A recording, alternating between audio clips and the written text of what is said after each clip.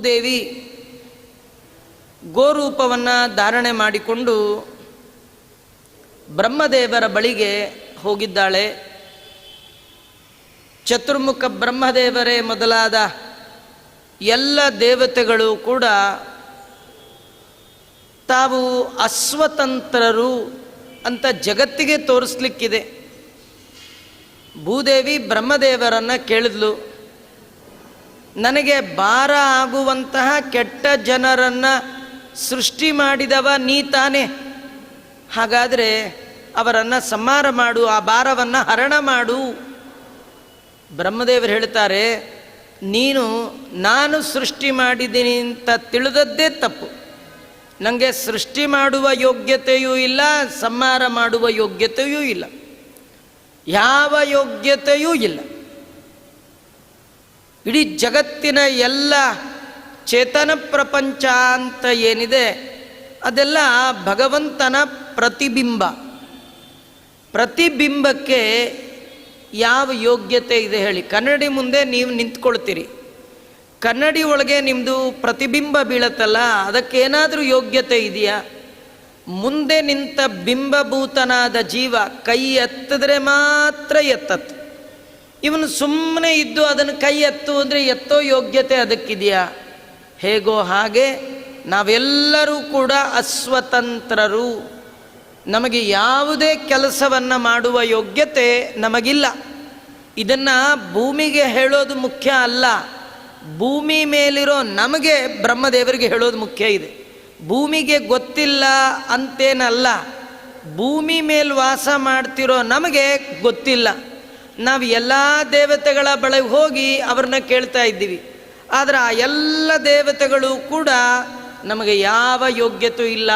ಸ್ವಪಾರತಂತ್ರ್ಯಂ ಭುವಿ ದರ್ಶಯಂತಹ, ನಾವು ಇಷ್ಟು ಪಾರತಂತ್ರರು, ನಾವು ಭಗವಂತನ ಅಧೀನದಲ್ಲಿರ್ತಕ್ಕಂಥವರು, ಸ್ವತಂತ್ರವಾಗಿ ಏನನ್ನೂ ಮಾಡುವ ಯೋಗ್ಯತೆ ನಮಗಿಲ್ಲ. ಬ್ರಹ್ಮಣಿ ಬ್ರಹ್ಮರೂಪೋಸು ಶಿವರೂಪಿ ಶಿವೇ ಸ್ಥಿತ. ಬ್ರಹ್ಮನಲ್ಲಿ ಬ್ರಹ್ಮನಾಗಿ ಬ್ರಹ್ಮ ಮಾಡುವ ಎಲ್ಲ ಕರ್ಮವನ್ನು ಸ್ವಯಂ ಭಗವಂತ ಮಾಡ್ತಾನೆ. ಶಿವನಲ್ಲಿ ಶಿವನಾಗಿ ಶಿವ ಮಾಡುವ ಸಕಲ ಕರ್ಮವನ್ನು ಭಗವಂತ ಮಾಡ್ತಾನೆ. ಹೆಸರು ಶಿವನಿಗೆ, ಮಾಡೋದು ಶಿವನ ಒಳಗಿರುವ ಭಗವಂತ. ಸಣ್ಣ ಮಕ್ಕಳನ್ನು ನೋಡಿ, ಅವು ಸ್ಕೂಲ್ಗೆ ಹೋದರೆ ಸಾಕು, ತುಂಬ ಹೋಮ್ವರ್ಕ್ ಕೊಟ್ಟು ಬಿಡ್ತಾರೆ. ಖಂಡಿತ ಆ ಮಕ್ಕಳಿಗೆ ಮಾಡಲಿಕ್ಕೆ ಆಗೋದೇ ಇಲ್ಲ. ಆದರೆ ಮಾಡೋದೆಲ್ಲ ಅಮ್ಮ. ಸ್ಟಾರ್ ಬರೋದು, ಗುಡ್ ಬರೋದು, ಇವೆಲ್ಲ ಬರೋದು ಯಾರಿಗೆ? ಮಗುಗೆ. ಹಾಗಾಗಿ ಯೋನಪಿತ ಜನಿತ, ಎಲ್ಲ ಜೀವ ಜಾತಗಳ ಅಮ್ಮ ನಾರಾಯಣ. ಇವರು ಎಲ್ಲ ಕೆಲಸವನ್ನು ಅಮ್ಮನಾದ ಭಗವಂತನೇ ಮಾಡಿ ಕೀರ್ತಿಯನ್ನು ಬ್ರಹ್ಮಾದಿ ದೇವತೆಗಳಿಗೆ, ತನ್ನ ಭಕ್ತರಿಗೆ ಭಗವಂತ ಕೊಡ್ತಾನೆ. ಕಷ್ಟಪಟ್ಟು ಅಡುಗೆ ಮಾಡೋದು ಅಮ್ಮ, ಊಟ ಮಾಡಿ ಎಂಜಾಯ್ ಮಾಡೋದು ಎಲ್ಲರೂ. ಹಾಗೆ ಎಲ್ಲ ಕರ್ಮವನ್ನು ನಮ್ಮಲ್ಲಿ ನಿಂತು ತದಾಕಾರ ತದ್ಭಿನ್ನ ತದ್ವಾಚ್ಯನಾಗಿ ಸಕಲ ಜೀವ ಜಾತದ ಒಳಗೆ ಭಗವಂತ ನಿಂತೇ ಎಲ್ಲ ಮಾಡ್ತಾ ಇದ್ದಾನೆ. ಆದ್ದರಿಂದ ನಮಗೇನೂ ಮಾಡೋ ಯೋಗ್ಯತೆ ಇಲ್ಲ. ಹೇ ಧರಾದೇವಿ, ಹೇ ಭೂಮಿದೇವಿ, ನಿಂಗೆ ಭಾರ ಆಗಿದೆಯಾ? ಹಾಗಾದರೆ ನೀನು ಭಾರ ಹರಣ ಮಾಡು ಅಂತ ಏನು ಕೆಲಸ ಕೇಳ್ಕೊಂಡು ಬಂದಿದೆಯಾ? ಈ ಕೆಲಸ ಮಾಡೋ ಯೋಗ್ಯತೆ ಯಾರಿಗಿದೆ? ಹರಿಗೆ ಮಾತ್ರ. ಹಾಗಾದರೆ ನಾವೆಲ್ಲ ಅವನ ಹತ್ರ ಹೋಗೋಣ ಅಂತ ಬ್ರಹ್ಮದೇವರು ಭೂಮಿಗೆ ಹೇಳ್ತಾರೆ. ಹೇಳಿ ಈ ಕಥೆ ಕೇಳೋ ನಮಗೇನು ಹೇಳ್ತಾರೆ? ನಿಮಗೂ ಏನಾದರೂ ಭಾರ ಇದೆಯಾ? ಸಂಸಾರದ ಭಾರ ಇದೆಯಾ? ಈ ದೇವತೆಗಳ ಹತ್ರ ಹೋಗಬೇಡಿ. ನಾವೆಲ್ಲ ಏನು ನಮ್ಮ ಯೋಗ್ಯತೆಯನ್ನು ನಿಮ್ಗೆ ಹೇಳಿದ್ದೀವಿ. ನಿಮ್ಮ ಭಾರ ಹೊರೋನು, ನಿಮ್ಮ ಭಾರ ಕಡಿಮೆ ಮಾಡೋನು ಹರಿ ಮಾತ್ರ. ಅದಕ್ಕೆ ಹರಿಭಜನೆ ಮಾಡೋ ನಿರಂತರ, ಸಂತತಂ ಚಿಂತೆಯೇನಂತಂ ಅಂತ್ಯಕಾಲೇ ವಿಶೇಷತ. ನಮ್ಮ ಭಾರ ಸಂಸಾರದ ಭಾರ, ಇದನ್ನು ಹೊರುವವ ಹರಿ ಮಾತ್ರ. ಬರೀ ನಮ್ದಲ್ಲ, ಭೂಮಿ ಮೇಲಿರುವ ಎಲ್ಲರ ಭಾರವನ್ನು ಹರಣ ಮಾಡುವವ ಹರಿ. ಹರಣಾತ್ ಹರಿಹಿ, ನಮ್ಮೆಲ್ಲ ಭಾರವನ್ನು ಅಪಹಾರ ಮಾಡ್ತಾನಾದ ಕಾರಣವೇ ಭಗವಂತನಿಗೆ ಹರಿ ಅಂತ ಕರೀತಾ ಇದ್ದಾರೆ. ಹಾಗಾದರೆ ನಾವು ಅವನ ಹತ್ರ ಹೋಗೋಣ ಅಂತ. ನಮಗೆ ಏನು ಹೇಳಬೇಕು? ಬ್ರಹ್ಮದೇವರು ಹೇಳಿ ಆಯಿತು. ಇದು ಭೂಮಿಗೆ ಹೇಳಿದ್ದಲ್ಲ, ಭೂಮಿ ಮೇಲಿರೋ ನಮಗೆಲ್ಲ ಹೇಳ್ತಾ ಇದ್ದಾರೆ. ನೀವು ಭಾರ ಹರಣ ಆಗಬೇಕಾ? ಹಾಗಾದರೆ ನೀವು ಭಗವಂತನ ಹತ್ರ ಹೋಗ್ರಿ. ಮತ್ತು ದೇವರ ಹತ್ರ ಹೋದ ಮಾತ್ರಕ್ಕೆ ನಮ್ಮ ಭಾರ ಹರಣ ಮಾಡ್ತಾನೆ ಅನ್ನೋ ಏನು ಗ್ಯಾರಂಟಿ ಇಲ್ಲ. ಎಷ್ಟೋ ಜನ ಭಗವಂತನ ಬಳಿ ಬರ್ತಾರೆ, ದೇವಸ್ಥಾನಕ್ಕೆ ಎಷ್ಟೋ ಜನ ಬರ್ತಾರೆ. ಆದರೆ ಬಂದವರಿಗೆಲ್ಲ ಫಲ ಆಗಬೇಕು ಅಂತಿಲ್ಲ. ಯಾರಿಗೆ ದೇವರು ಅನುಗ್ರಹ ಮಾಡ್ತಾನೆ, ದೇವಸ್ಥಾನಕ್ಕೆ ಬಂದಾಗ ಮಾತ್ರ ದೇವರ ಸ್ಮರಣೆ ಮಾಡ್ತಾರಲ್ಲ ಅವರಿಗೆಲ್ಲ ಹೃದಯ ತಮ್ಮ ಸ್ಮರಂತಹ ದೇವರ ಸ್ಮರಣೆ ಸಂತತದಲ್ಲಿ ಇರಬೇಕು. ಹರಿಭಜನೆ ಮಾಡೋ ದೇವರ ಮನೆಗೆ ಹೋದಾಗ ಹೇಳಲಿಲ್ಲ, ಹರಿಭಜನೆ ಮಾಡೋ ನಿರಂತರ ಸಂತತಂ ಚಿಂತೆ, ಉಸಿರಿನಂತೆ ಇರಬೇಕು. ನಾವು ಯಾವಾಗಲೂ ಉಸಿರನ್ನು ಯಾವಾಗಲೂ ಆಡ್ತೀವಲ್ಲ, ಯಾರಾದರೂ ನಾಲ್ ಮಲಕ್ಕೊಂಡಾಗ ಉಸಿರಾಡಲ್ಲ ಅಂತ ಹೇಳ್ತಾರ? ಉಸಿರಾಡದೇ ಇದ್ದರೆ ಒಂದು ಕ್ಷಣ ಆಡದಿದ್ರೂ ಸಾಕು, ನಮ್ಮ ಕಥೆ ಮುಗೀತು. ಹಾಗಾದರೆ ಉಸಿರಿನಂತೆ ಭಗವಂತನ ಹೆಸರು ಇರಬೇಕು. ಹೇಗೆ ಉಸಿರು ಅನಿವಾರ್ಯವಾಗಿ ಯಾವಾಗಲೂ ಹೇಳ್ತಾ ಇರ್ತೀವಿ, ಹಾಗೆ ಭಗವಂತನ ನಾಮೋಚ್ಚಾರಣೆ ಅಚ್ಯುತಂ ಕೇಶವಂ ರಾಮನಾರಾಯಣಂ. ಯಾವುದು ಭಗವಂತನ ಮತ್ಸ್ಯಕೂರ್ಮ ವರಾಹ ನರಸಿಂಹ ವಾಮನ ಭಾರ್ಗವ ರಾಮಕೃಷ್ಣ ಬುದ್ಧ ಕಲ್ಕಿ, ನಿಮ್ಗೆ ಯಾವುದು ಇಷ್ಟ ದೇವತೆ ಆ ಭಗವಂತನ ನಾಮ. ಮುಖ್ಯವಾಗಿ ಆ ಎಲ್ಲ ನಾಮ ಒಂದು ನಾಮದ ಒಳಗಿದೆ, ಅದು ಯಾವುದು? ಕೃಷ್ಣ. ಅದಕ್ಕೆ ದಾಸರಂದದ್ದು ಕೃಷ್ಣ ಕೃಷ್ಣ ಕೃಷ್ಣ ಎಂದು 3 ಬಾರಿ ನೆನೆಯಿರೋ. 3 ಬಾರಿ ಅಂದರೆ ಎದ್ದ ತಕ್ಷಣ 3 ಹೊತ್ತು ಹೇಳಬೇಡ, 3 ಸತಿ ಹೇಳೋದಲ್ಲ. 3 ಬಾರಿ ನೆನೆಯಿರೋ ಅಂದರೆ 3 ಕಾಲದಲ್ಲಿಯೂ ನೆಲೆಯಿರೋ. ಹಿಂದೆ ಮುಂದೆ ಈಗ, ಭೂತಕಾಲ ಭವಿಷ್ಯದ್ ವರ್ತಮಾನ ಕಾಲ, ಎಲ್ಲ ಕಾಲದಲ್ಲಿ ಭಗವಂತನ ನೆನೆಯಿರೋ. 3 ಸತಿ ಕೃಷ್ಣ ಕೃಷ್ಣ ಕೃಷ್ಣ. 2 ಸತಿ ಸಾಲದು, 4 ಸತಿ ಜಾಸ್ತಿ ಆಯಿತು. 3 ಸತಿ ಅನ್ನಿ. ಆಧ್ಯಾತ್ಮಿಕ, ಆದಿ ಭೌತಿಕ, ಆದಿ ದೈವಿಕ ತಾಪತ್ರಯ ಈ ಭಾರ ಹೋಗಬೇಕಾ? ಕೃಷ್ಣನ ಹೆಸರೇಳಿ. ಯಾರು 3 ಬಾರಿ ನೆನಿತಾರೆ ಸಂತುಷ್ಟನಾಗಿ ಭಾರದಿಂದ ನಿಮಗೆ ಮುಕುತಿ ಕೊಟ್ಟು ಉಳಿದ ಕಾಲ ಭಾರ ಅವನೇ ಹೊರುವನೋ. ನಿಮ್ಮ ಭಾರ ಅವನು ಹೊರ್ತಾನೆ, ನಿಮ್ಮ ಸಲುವಾಗಿ ಅವನು ಹೊರ್ತಾನೆ. ಜನರೊಳಗಿದ್ದು ಜನಿಸುವ ಜಗದುದರ ತಾನು ನಮ್ಮ ಜೊತೆನೇ ಇರ್ತಾನೆ, ನಮಗೆ ಗೊತ್ತೇ ಆಗಲ್ಲ. ನಮ್ಮ ಭಾರ ಹೊರ್ತಿರ್ತಾನೆ, ನಾವು ಸ್ಮರಣೆನೇ ಮಾಡಲ್ಲ. ಎಷ್ಟು ಉಪಕಾರ ಮಾಡಿದ್ದಾನೆ ಭಗವಂತ. ಅನಿಮಿತ್ತ ಬಂದು ಯಾವುದೇ ನಮ್ಮ ಕಡೆಯಿಂದ ಯಾವುದೇ ಉಪಕಾರ ಇಲ್ಲದಿದ್ದರೂ ಕೈ ಮೈ ತಿಣ್ಣಿಗೊದಗುವ ತೆರದೆ ಕಣ್ಣಿಗೆವೆ ಎಂದದಲ್ಲಿ. ಕಣ್ಣಿಗೆ ರೆಪ್ಪೆ ಇದೆ, ಧೂಳು ಬಂದ ತಕ್ಷಣ ರೆಪ್ಪೆ ಮುಚ್ಕೊಳ್ಳುತ್ತೆ. ಈ ಕಣ್ಣು ಊರಲ್ಲಿರೋರ್ನೆಲ್ಲ ನೋಡುತ್ತೆ, ತನ್ನ ರಕ್ಷಣೆ ಮಾಡುವ ರೆಪ್ಪೆ ಕಡೆ ಮಾತ್ರ ಸ್ಮರಣೆನೇ ಇಲ್ಲ. ಭಗವಂತ ನಮಗೆ ಹೇಗೆ ಉಪಕಾರ ಮಾಡ್ತಾ ಇದ್ದಾನೆ. ಅನಿಮಿತ್ತ ಬಂದು ಆ ಭಗವಂತ ಅಂದರೆ ಕಣ್ಣಿಗೆ ರೆಪ್ಪೆಯಂತೆ ಉಪಕಾರ ಮಾಡ್ತಾ ಇದ್ದಾನೆ. ಎಲ್ಲೋ ಕಡ್ತಾ ಆದರೆ ಇಮ್ಮಿಡಿಯೇಟು ಕೈ ಹೋಗಿ ಸಾಂತ್ವನ ಮಾಡುತ್ತೆ. ಆ ಮನುಷ್ಯ, ಅವನ ಮನಸ್ಸು, ಅವನ ಮಾತು ಕೈಗೆ ಥ್ಯಾಂಕ್ಸ್ ಹೇಳೋದೇ ಇಲ್ಲ. ಹಾಗೆ ಭಗವಂತ ನಮಗೆ ನಿರಂತರ ಉಪಕಾರ ಮಾಡ್ತಾನೆ. ನೀವು ಉಪಕಾರ ಮಾಡ್ತಾ ಇರುವ ಭಗವಂತನ ಸ್ಮರಣೆ ಮಾಡಿದರೆ ಸಾಕು, ಅವನಿಗೆ ಸಂತೋಷ ಆಗತ್ತೆ. ಸಂಸಾರದಲ್ಲಿ ಬರಬಹುದಾದ ಎಲ್ಲ ಭಾರವನ್ನು ಅವನು ತಡಿತಾನೆ, ಹಿಡಿತಾನೆ, ತಾನೇ ಧಾರಣೆ ಮಾಡ್ತಾನೆ, ನಿಮಗೆ ಬಿಡುಗಡೆ ಕೊಡ್ತಾನೆ, ಆರಾಮ್ ಕೊಡ್ತಾನೆ. ಅದಕ್ಕೆ ನಾವು ಮಾಡಬೇಕಾದ್ದೇನು? ಹೃದಯ ತಂ ಸ್ಮರಂತಹ. ನೀವು ಜೋರು ಕೂಗಿ ಕಿರ್ಚಿ ಮಾಡಬೇಡಿ. ಕೆಲವ್ರಿಗೇನೋ ಪಾರಾಯಣ ಮಾಡೋದು ಅಂದರೆ ಕಿರ್ಚೋದು ಕೂಗೋದು ಹೀಗೆ ಅಂದ್ಕೊಂಡ್ಬಿಟ್ಟಿದ್ದಾರೆ. ಒಳಗೆ ಹೃದಯ ತಂ ಸ್ಮರಂತ, ಹೃದಯ ಗುಹೆ ಒಳಗೆ ಅಷ್ಟದಳ ಪದ್ಮದ ಒಳಗೆ ಅಲ್ಲಿ ಒಳ್ಳೆ ಮಂಟಪವನ್ನು ನಿರ್ಮಾಣ ಮಾಡಿಕೊಂಡು ಅಲ್ಲಿ ಮೂಲೇಶ ಭಗವಂತ ಇದ್ದಾನೆ, ಆತ್ಮ ಪರಮಾತ್ಮ ನಮ್ಮೊಟ್ಟಿಗೆ ಇದ್ದಾನೆ, ದೇವರಿದ್ದಾನೆ. ಅಂತರ್ಧ್ರುವಾಯ, ನಮ್ಮೆಲ್ಲರ ಹೃದಯದ ಒಳಗೆ ಆ ಭಗವಂತ ಆವಾಸ ಮಾಡ್ತಾ ಇದ್ದಾನೆ ಅಂತ ನೆನಪಿಸ್ಕೊಳ್ಳೋದಿದೆಯಲ್ಲ, ಅವರು ಯಾವಾಗ ದೇವಸ್ಥಾನಕ್ಕೆ ಹೋದರೂ ಸಾಕು, ಹೋಗದಿದ್ರೂ ಸಾಕು. ಯಾವಾಗಲೂ ನೆನೆಯುವವರಿಗೆ ದೇವಸ್ಥಾನಕ್ಕೆ ಹೋಗಬೇಕು ಅಂತಿಲ್ಲ. ನಾವು ನೆನೆಯೋಲ್ಲ, ಯಾವಾಗಲೂ ನೆನೆಯಲ್ಲ. ಇಲ್ಲಿ ಬಂದಾಗ ನೆನಪು ಬಂದರೆ ಸಾಕು. ಕೆಲವ್ರಿಗೆ ಇಲ್ಲಿ ಬಂದಾಗಲೂ ದೇವ್ರ ನೆನಪು ಬರಲ್ಲ. ಎಲ್ಲರನ್ನೂ ಮಾತಾಡಿಸ್ತೀವಿ, ಏನೇನೋ ಮಾಡ್ತೀವಿ, ಆದರೆ ಮುಖ್ಯ ಬಂದ ಕೆಲಸವನ್ನೇ ಮಾಡು. ಅವರು ದೇವಸ್ಥಾನಕ್ಕೆ ಬಂದ್ರೇನು, ಎಲ್ಲಿದ್ರೇನು. ಹೃದಯ ತಂ ಸ್ಮರಂತಹ. ದೇವತೆಗಳು ಭೂಮಿ ದೇವಿಗೆ ಹೇಳಿದ್ರಂತೆ, ನಿನ್ನ ಭಾರ ಹರಣ ಮಾಡುವ ಯೋಗ್ಯತೆ ಅದು ಭಗವಂತನಿಗೆ. ಹಾಗಾದರೆ ನಾವೆಲ್ಲ ಅವನ ಹತ್ರ ಹೋಗೋಣ. ಹೋಗುವಾಗ ಹೇಗೆ ಹೋಗೋಣ? ಹೃದಯ ತಂ ಸ್ಮರಂತ. ಇದರಲ್ಲಿ ಒಳ್ಳೆ ಕಥೆ ಇದೆ. ನಾವೆಲ್ಲ ಪುರಾಣಕ್ಕೆ ಬರ್ತೀವಿ, ಪುರಾಣಕ್ಕೆ ಬರುವಾಗ ಆಚಾರ ಬರ್ತಾರೋ ಇಲ್ವೋ, ಎಷ್ಟೊತ್ತಿಗೆ ಬರ್ತಾರೋ ಅವೆಲ್ಲ ಯೋಚನೆ ಮಾಡಬಾರ್ದು. ನಿನ್ನೆ ಏನು ಹೇಳಿದ್ರು ದೇವರ ಕತೆ ತಮ್ ಸ್ಮರಂತಹ, ಅದರ ಸ್ಮರಣೆ ಮಾಡಬೇಕು. ನಾವು ಹೇಳೋದು 1 ಗಂಟೆ, ಆದರೆ ನೀವು ಅದರ ನೆನಪನ್ನು 23 ಗಂಟೆ ಇಟ್ಕೋಬೇಕು. ಯಾವ ಕೆಲಸ ಮಾಡುವಾಗಲೂ ಕೇಳಿದ್ದರ ನೆನಪು ಬರ್ತಾ ಇರಬೇಕು. ಕೆಲವರಿಗೆ ಯಾವುದೋ ಒಂದು ನೋಡಿದಾಗ ಅದನ್ನೇ ಯಾವಾಗಲೂ ನೆನಪಲ್ಲಿ ಇಟ್ಕೊಳ್ತಾರೆ. ಏನಂದರೆ ಕೆಲವರು ಅಂತಾರೆ ನೋಡಿ ಮಾತಾಡುವಾಗ, ನೀವಿಷ್ಟು ಮಾಡ್ತಾ ಇದ್ದೀರಿ, ನೀವು ಮಾಡಿದ್ದು ನನ್ನ ಜೀವನದಲ್ಲಿ ಮರೆಯೋದೇ ಇಲ್ಲ. ದ್ವೇಷ ಮಾಡುವ ಸಂದರ್ಭದಲ್ಲಿ ನಾನು ಸತ್ರು ನಿಮ್ಮನೆ ಬಾಗಿಲಿಗೆ ಹೋಗೋಲ್ಲ, ನಿಮ್ಮ ಹೆಸರು ಹಿಂಗೆಲ್ಲ ಅಂತೀವಲ್ಲ, ಅದೇ ಉಪಕಾರ ಮಾಡಿದ ಭಗವಂತ ನನ್ನ ಹಾಗನ್ನಿ, ಎಷ್ಟು ಉಪಕಾರ ಮಾಡಿದೆಯಾ ಸ್ವಾಮಿ, ಬದುಕಿರೋವರೆಗೂ ನಿನ್ನನ್ನು ಮರೆಯಲ್ಲ. ಎಷ್ಟು ಚೆನ್ನಾಗಿದೆ ಕೃಷ್ಣನ ಕತೆ, ಹಾಗಾದ್ರೆ ನಾಳೆ ಬರೋವರೆಗೂ ಇದನ್ನು ಮರೆಯಲ್ಲ. ಯಾವಾಗಲೂ ನೆನಪಿಟ್ಕೊಳ್ಬೇಕು.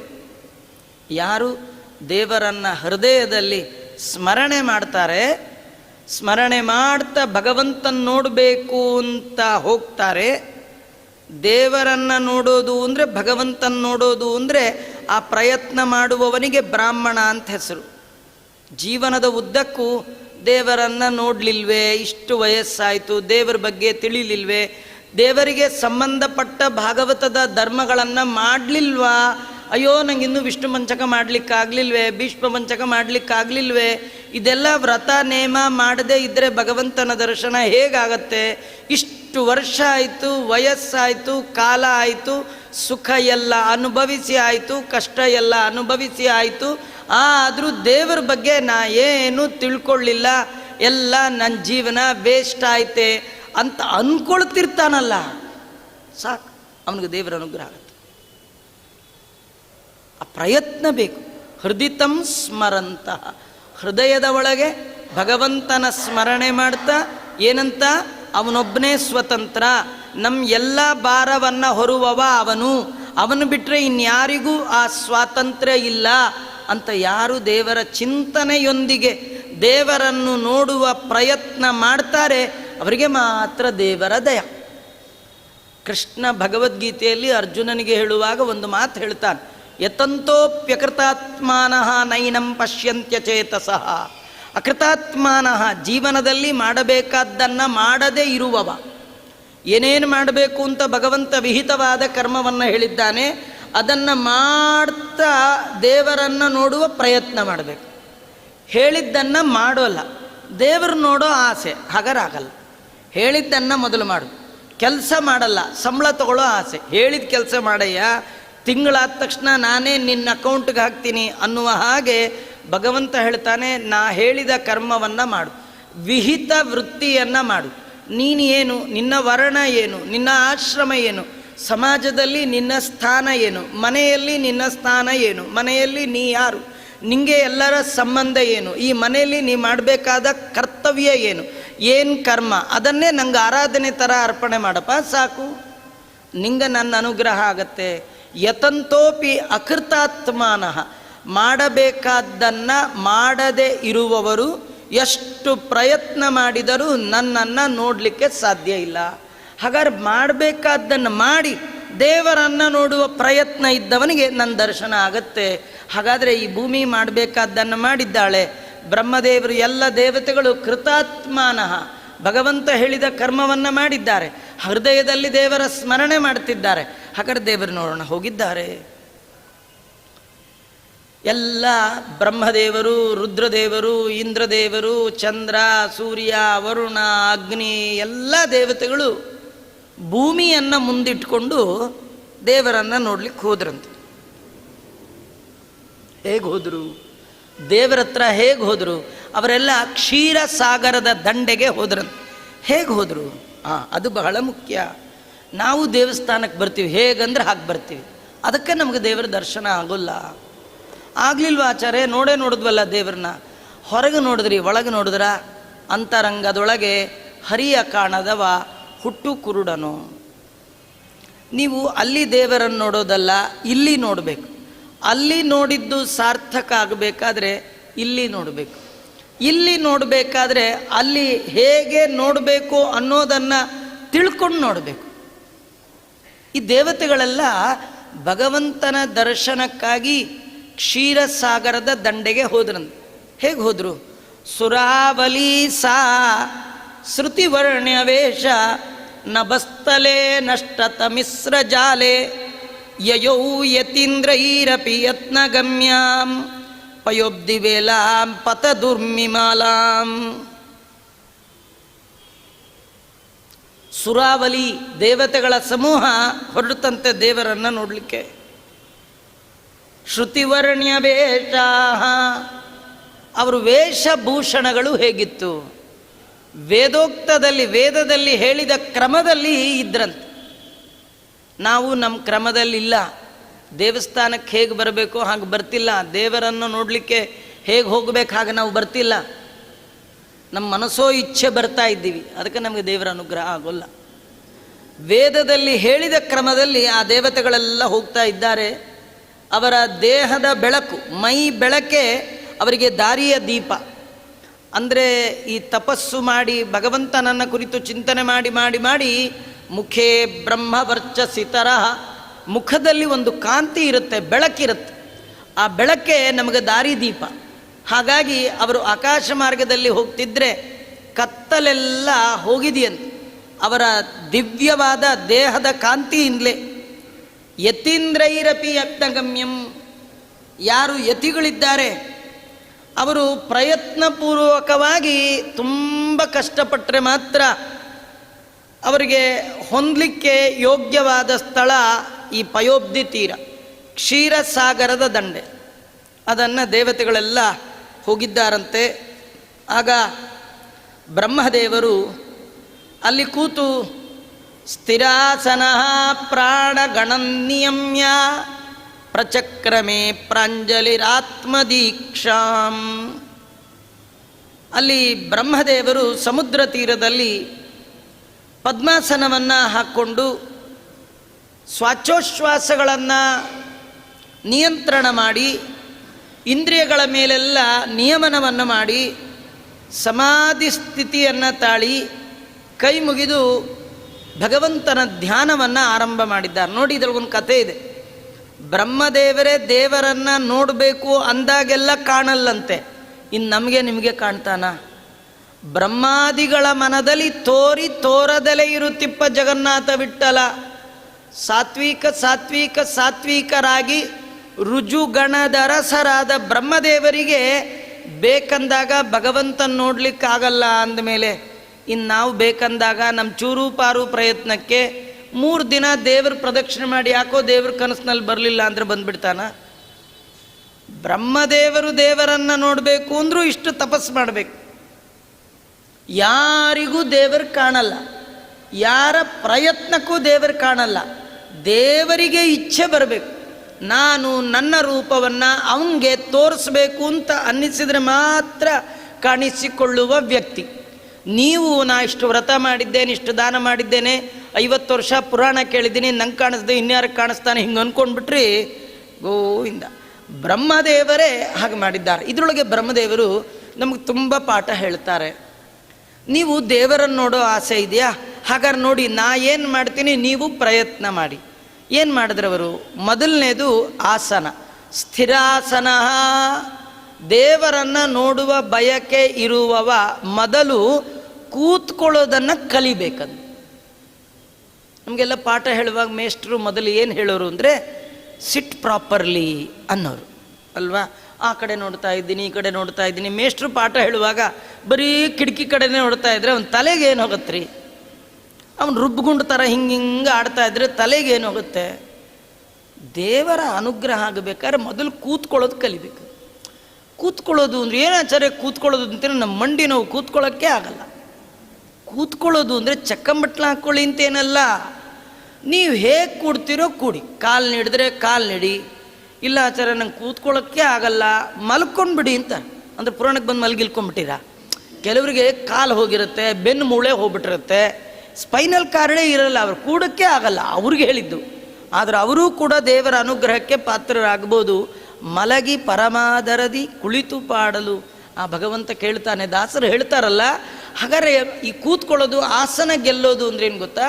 ನೀವು ದೇವರ ಧ್ಯಾನಕ್ಕೆ ಕೂತಾಗ ಹೇಗೆ ಕೂತ್ಕೊಳ್ಬೇಕು ಅನ್ನೋದು ಮುಖ್ಯ ಅಲ್ಲ. ಒಮ್ಮೆ ಕೂತ ಮೇಲೆ ಧ್ಯಾನ ಮುಗಿಯೋವರೆಗೂ ಅಲಗಾಡಬಾರ್ದು. ನಿಮ್ಮ ಧ್ಯಾನಕ್ಕೆ ನಿಮ್ಮ ಇಂದ್ರಿಯ ತೊಂದರೆ ಕೊಡದ ಹಾಗೆ ಹೇಗಾದರೂ ಕೂಡಿ. ಹೇಗೆ ಕೂಡೋದ್ರಿಂದ 5 ನಿಮಿಷ 10 ನಿಮಿಷ ಕೂಡ್ಬೋದು ಅಂತ ಅನ್ಸತ್ತಾ? ಹಾಗಾದ್ರೆ ಹಾಗೆ ಕುಡಿ. ಚಕ್ಕಂಬಟ್ಲ ಹಾಕ್ಕೊಳ್ಳಿ, ಕಾಲು ನೀಡ್ಕೊಳ್ಳಿ, ಏನಾದರೂ ಮಾಡಿ. ಒಂದು ಆಸನ ಜಯ.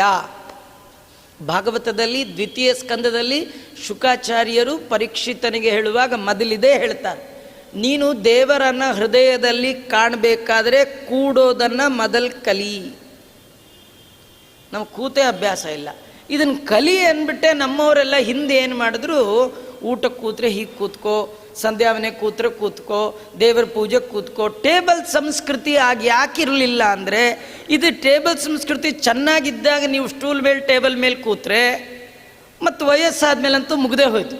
ವಯಸ್ಸಾದಮೇಲೆ ಚೇರ್ಮೆನ್ಗಳಾಗೋದಿದ್ದದ್ದೇ, ಚೇರ್ಮ್ಯಾನ್ಗಳು ಚೇರ್ ವುಮೆನ್ಗಳಾಗೋದಿದ್ದೇ ಇದೆ. ನಿಮ್ಮ ಕಣ್ಣು ಕೈ ಕಾಲು ಕಿವಿ ಗಟ್ಟಿ ಇದೆಯಾ? ಹಾಗಾದ್ರೆ ಈಗ ಕೂತ್ಬಿಡಿ, ಪದ್ಮಾಸನದಲ್ಲಿ ಕೂತ್ಕೊಳ್ಳೋ ಪ್ರಯತ್ನ ಮಾಡಿ. ಮಂಡಿ ನೋವು ಬಂತ, ಆಮೇಲೆ ಕಾಲು ಹಿಡ್ಕೊಳ್ಳಿ, ದೇವರು ಒಪ್ಕೊಳ್ತಾನೆ. ಮಂಡಿ ಚೆನ್ನಾಗಿದ್ದಾಗ ನೀವು ಮೇಲೆ ಕೂತ್ರಿ, ಹಾಗಾದ್ರೆ ಭಗವಂತ ಒಪ್ಪಲ್ಲ, ನಿಮಗೆ ಆಸನ ಜಯ ಬರಲ್ಲ. ಅದಕ್ಕೆ ಸಣ್ಣ ವಯಸ್ಸಿನಿಂದಲೇ ಕೆಳಗೆ ಕೂತು ಬರೆಯೋದು ಓದೋದು ನಿಮಗೆಲ್ಲ ಗೊತ್ತಿರಬೇಕು. ನೀವೆಲ್ಲ 2ನೇ ಕ್ಲಾಸ್ 1ನೇ ಕ್ಲಾಸ್ ಓದುವಾಗ ಮನೆ ಮೇಲೆ ನೆಲದ ಮೇಲೆ ಕೂಡಿಸೋವ್ರೆ ವಿನಃ, ಆಗ ಸ್ಕೂಲಲ್ಲೂ ಈ ಟೇಬಲ್ ಗೀಬಲ್ ಸಂಸ್ಕಾರ ಸಂಸ್ಕೃತಿ ಇರಲೇ ಇರಲಿಲ್ಲ. ಯಾಕೆಂದರೆ ಆಗಿಂದು ಆರಂಭ ಆಗಬೇಕು ಆಸನ ಜಯ. ಸ್ಥಿರಾಸನ ಯಾಕೆ ಗೊತ್ತಾ? ದೇವರ ರೂಪ ನೀವು ಹೃದಯದಲ್ಲಿ ಏನು ಚಿಂತನೆ ಮಾಡ್ತೀರಿ ಅದು ವಾಸನಾಮಯವಾದ್ದು, ಅದೊಂದು ಚಿತ್ರ, ಜ್ಯೋತಿರ್ಮಯವಾದ ಚಿತ್ರ. ದೇಹ ಅಲಗಾಡ್ಬಿಟ್ರೆ ಆ ಚಿತ್ರ ಮಾಯ ಆಗಿಬಿಡುತ್ತೆ. ಅದು ಬರೋದು ಅಪರೂಪ, ಎಲ್ಲರಿಗೆ ಬರಲ್ಲ. ತುಂಬ ಜನ್ಮಗಳ ಸಾಧನೆ ಇದ್ದವನಿಗೆ ಒಂದು ಕ್ಷಣ ಮಾತ್ರ ಜ್ಞಾನಗೋಚರನಾಗಿ ಕಣ್ಣಿಗೆ ಕಾಣಿಸುವ ಶ್ರೀರಂಗ ವಿಠಲ. ಆ ಜ್ಞಾನಕ್ಕೆ ಒಂದು ಕ್ಷಣ ಕಾಣ್ತಾನಂತೆ. ಅದನ್ನು ನೀವು ಪಕ್ವ ಮಾಡಿಕೊಂಡ್ರೆ ಬೇಕಾದಂಗೆ ಎಲ್ಲ ನೋಡ್ಬೋದು. ಆ ಪಕ್ವತೆ ಬರಬೇಕಂದ್ರೆ ಆಸನ ಜಯ ಬೇಕು. ನೀವು ನೋಡಿ, ನೀವೆಲ್ಲರೂ ಹೋದಾಗ ಒಂದು ಕೊಳ ನೋಡಿ, ಕೊಳದಲ್ಲಿ ಚಂದ್ರನ ಬಿಂಬ ಬಿದ್ದಿರುತ್ತೆ. ಆ ಕೊಳಕ್ಕೆ ಒಂದು ಕಲ್ಲು ಒಗೆದ್ರೆ ಆ ನೀರಿನಲ್ಲಿ ವೈಬ್ರೇಷನ್ ಬಂದರೆ ಚಂದ್ರ ಮಾಯ ಆಗಿಬಿಡ್ತಾರೆ. ಆಗ್ತಾನ? ಹೇಗೋ ಹಾಗೆ ನೀವು ಆಸನದಲ್ಲಿ ಕೂತಾಗ ಸ್ವಲ್ಪ ಅಲಗಾಡಿದ್ರೂ ಒಳಗಿರೋ ದೇವರು ಮಾಯ ಆಗಿಬಿಡ್ತಾರೆ. ಅದಕ್ಕೆ ಹಿಂದಿನ ಕಾಲದಲ್ಲಿ ತಪಸ್ಸು ಮಾಡುವಾಗ 10,000 ವರ್ಷ ತಪಸ್ಸು ಮಾಡ್ತಿದ್ರಂತೆ. ಅವರು ಮೈ ಮೇಲೆ ಹುತ್ತ ಬೆಳೆದ್ರೂ ಅಳಗಾಡ್ತಿರ್ಲಿಲ್ಲ. ಗೊದ್ದಗಳು ಬಂದು ಮಾಂಸಖಂಡವನ್ನು ಕಿತ್ಕೊಂಡು ಹೋದರೂ ಅವರು ಹೇಳ್ತಿರ್ಲಿಲ್ಲ. ಅದಕ್ಕೆ ನಾವೆಲ್ಲ ಚವನರ ಕತೆ ಕೇಳ್ತೀವಿ. ಚವನರ ಮೈ ಮೇಲೆಲ್ಲ ಹುತ್ತ ಬೆಳೆದಿತ್ತು, ಕಣ್ಣು ಮಾತ್ರ ಕಾಣ್ತಿತ್ತು ಅಂತ. ನಾವು ಹಿರಣ್ಯಕಶ್ಯಪ ದೈತ್ಯನ ತಪಸ್ಸು ಕೇಳ್ತೀವಿ, ಅವನ ಮೈ ಮೇಲೆಲ್ಲ ಹುತ್ತ ಬೆಳೆದು ಬಿಡ್ತಿತ್ತು, ಬರೀ ಮೂಳೆ ಮಾತ್ರ ಉಳಿದಿತ್ತು ಅಂತ. ಇದೆಲ್ಲ ಕೃತಯುಗದ ತಪಸ್ಸು. ಕೃತಯುಗದಲ್ಲಿ ದೇವರನ್ನ ಒಲಿಸ್ಬೇಕಂದ್ರೆ ಎಷ್ಟು ಹೊತ್ತು ತಪಸ್ಸು ಮಾಡಬೇಕಂದ್ರೆ 10,000 ವರ್ಷ. ತ್ರೇತಾಯುಗದಲ್ಲಿ 8,000 ವರ್ಷ. ದ್ವಾಪರ ಯುಗದಲ್ಲಿ 4,000 ವರ್ಷ. ಕಲಿಯುಗದಲ್ಲಿ ಏನಿಲ್ಲ, ಅಡುಗೆ ಮಾಡೋವರೆಗೂ ಇದ್ದರೂ ಸಾಕಂತ, ಅನ್ನ ಆಗೋವರೆಗೂ ನಿಮ್ಮ ತಪಸ್ಸಿದ್ರೆ ಸಾಕಂತ. ಒಲೆ ಮೇಲೆ ದೇವರ ಪೂಜೆ ಕೂತಾಗ ಅಗ್ಗಿಷ್ಟಿ ಮೇಲೆ ಅನ್ನಕ್ಕಿಟ್ಟಿರ್ತಾರಲ್ಲ, ಅನ್ನ ಚೆನ್ನಾಗಾಗೋವರೆಗೂ ಒಂದೇ ಥರ ಕೂತ್ಕೊಂಡ್ಬಿಟ್ಟು ಸಾಕು ನಿಮ್ಮ ಕಲಿಯುಗದ ತಪಸ್ಸು ಅಟ್ಟೆ ಅಂತ. ಅಷ್ಟಕ್ಕೆ ದೇವರು ಒಲಿತಾನಂತ. ಇದಕ್ಕಿಂತ ಜಾಸ್ತಿ ಮಾಡೋಕ್ಕೆ ಹೋಗಬೇಡಿ. ಇವಾಗ ಕಲಿಯುಗದಲ್ಲಿ ದೇವರು ಭಾರಿ ಅನುಗ್ರಹ ಮಾಡುವ ಕಾಲ ಕಲಿಯುಗ. ಪುಣ್ಯಾತ್ಮರಿಗೆ ಮಾತ್ರ ನಿತ್ಯದಲ್ಲಿ ದೇವರ ಪೂಜೆ ಮಾಡುವ ಯೋಗ ಭಾಗ್ಯ ಬುದ್ಧಿ ದೇವರು ಕೊಡ್ತಾನೆ, ಇಲ್ಲದೇ ಇದ್ರಿಲ್ಲ. ಹಾಗಾಗಿ ಮೊದಲು ದೇವರ ಪೂಜೆ ಕೂತ್ಕೋಬೇಕಾಗಲಿ, ಪುರಾಣ ಯಾವುದಕ್ಕೆ ಆಗಲಿ ಆಸನ ಜಯ ಬೇಕು. ಇದು ಬ್ರಹ್ಮದೇವರಿಗೂ ಬೇಕು ಅಂದಮೇಲೆ ನಮಗೆ ನಿಮಗೆ ಬೇಕು ಅಂತ ಹೇಳಬೇಕಾ? ಅದಕ್ಕೆ ಸ್ಥಿರಾಸನ. ಆಮೇಲೆ ದೇವರು ನೋಡ್ಬೇಕಾದ್ರೆ ಇನ್ನೇನು ಬೇಕು ಏನಂದರೆ ಇಂದ್ರಿಯ ಜಯ ಬೇಕು. ಇಂದ್ರಿಯ ಜಯ. ಇಂದ್ರಿಯ ಜಯ ಅಂದ್ರೇನು ಗೊತ್ತಾ? ಈ ಕಣ್ಣನ್ನು ಗೆಲ್ಲಬೇಕು, ಕಿವಿನ ಗೆಲ್ಲಬೇಕು. ಏನು ಕಿವಿನ ಗೆಲ್ಲೋದು ಅಂದ್ರೇನು? ನೀವು ಕಣ್ಣು ಮುಚ್ಕೊಂಡು ಕೂತಾಗ ಕಿವಿ ಮುಚ್ಕೊಂಡು ಕೂತ್ಕೊಳ್ಳೋಕ್ಕಾಗಲ್ಲ. ಹಿಂಗೆ ಕಣ್ಣು ಮುಚ್ಕೊಂಡು ಕೂತ್ಕೋಬೇಕು. ಆದರೆ ಕಣ್ಣು ಮುಚ್ಕೊಂಡು ದೇವ್ರ ಮನೇಲಿ ಕೂತಾಗ ಈ ಹಾಲ್ನವನು ಬಂದು ಗೇಟ್ ತೆಗೆದ್ರೆ ನಿಮ್ಮ ಮನೆಗೆ ಬಂದ ಅಂತ ಗೊತ್ತಾಗ್ಬಿಡುತ್ತೆ. ಯಾಕೆಂದರೆ ಕಿವಿಗೆ ಆ ಸೌಂಡ್ ಕೇಳುತ್ತಲ್ಲ, ಸೌಂಡು ನಿಮ್ಮನ್ನು ಎಬ್ಬಿಸ್ಬಿಡುತ್ತೆ. ಆದರೆ ನೀವು ಈ ಕಣ್ಣು ಮುಚ್ಚಿ ಕೂತಾಗ ಕಿವಿಗೆ ಏನು ಬಿದ್ದರೂ ರೆಸ್ಪಾಂಡ್ ಮಾಡಬಾರ್ದು. 5 ನಿಮಿಷ ಧ್ಯಾನ ಮಾಡಿ, ತುಂಬ ಹೊತ್ತು ಮಾಡ್ಲಿಕ್ಕೆ ಹೋಗಬೇಡಿ. ಕೆಲವರು ಧ್ಯಾನ ಕೂತ್ಕೊಳ್ತಾರೆ, ಹಾಲು ನೋವು ಬಂದಾಗ ಸಿಡುಕ್ತಾರೆ. ಪ್ರಾರಬ್ಧ, ನನಗೇನು ಒಂಚೂರು ಪೂಜೆ ಆಗಲ್ಲ, ಅವನ ಜಪ ಆಗಲ್ಲ ಅಂತಿರ್ತಾರೆ. ಹಾಗೆ ಮಾಡಲೇಬೇಡಿ. ಮೊದಲೇ ಎದ್ದು ಬಿಡಬೇಕು. 10 ನಿಮಿಷ ಮಾಡಿ ಸಾಕು, 5 ನಿಮಿಷ ಮಾಡಿ. ನಿಮ್ಮ ಧ್ಯಾನಕ್ಕೆ ತೊಂದರೆ ಬಾರದ ಹಾಗೆ ವ್ಯವಸ್ಥೆ ಮಾಡಿಕೊಳ್ಳಿ. ಮೊದಲು ಒಂದು ನೀವು ಕಿವಿಗೆ ಏನು ಬಿದ್ದರೂ ಇದು ನಮ್ಮನೆ ಸೌಂಡ್ ಅಲ್ಲ, ರೆಸ್ಪಾಂಡ್ ಮಾಡಬಾರ್ದು. ಮಾನಸಿಕವಾಗಿ ನೀವು ಮಾಡಬಾರ್ದು. ನೀವು ಮಾನಸಿಕವಾಗಿ ಆನ್ಸರ್ ಮಾಡಿದ್ರು ಹೋಯ್ತು. ಕಿವಿಗೆ ಶಬ್ದ ಬಿತ್ತು, ಬಾಗಿಲು ತೆಗೆದ್ರು, ಹಾಲು ಬರೋ ಟೈಮ್ ಗೊತ್ತು, ಅವ್ರು ಎದ್ದು ಹಾಕಿಸ್ಕೊಳ್ಬಾರ್ದಾ ಅಂತ ಅವ್ರು ಹೇಳಲಿಲ್ಲ ಅಂತ ಮತ್ತೆ ಅವ್ರನ್ನ ಸಿಡ್ಕರೆ ನಿಮ್ಮ ಜಪ ಹೋಯ್ತು. ಇದಕ್ಕೆ ಇಂದ್ರಿಯ ಜಯ.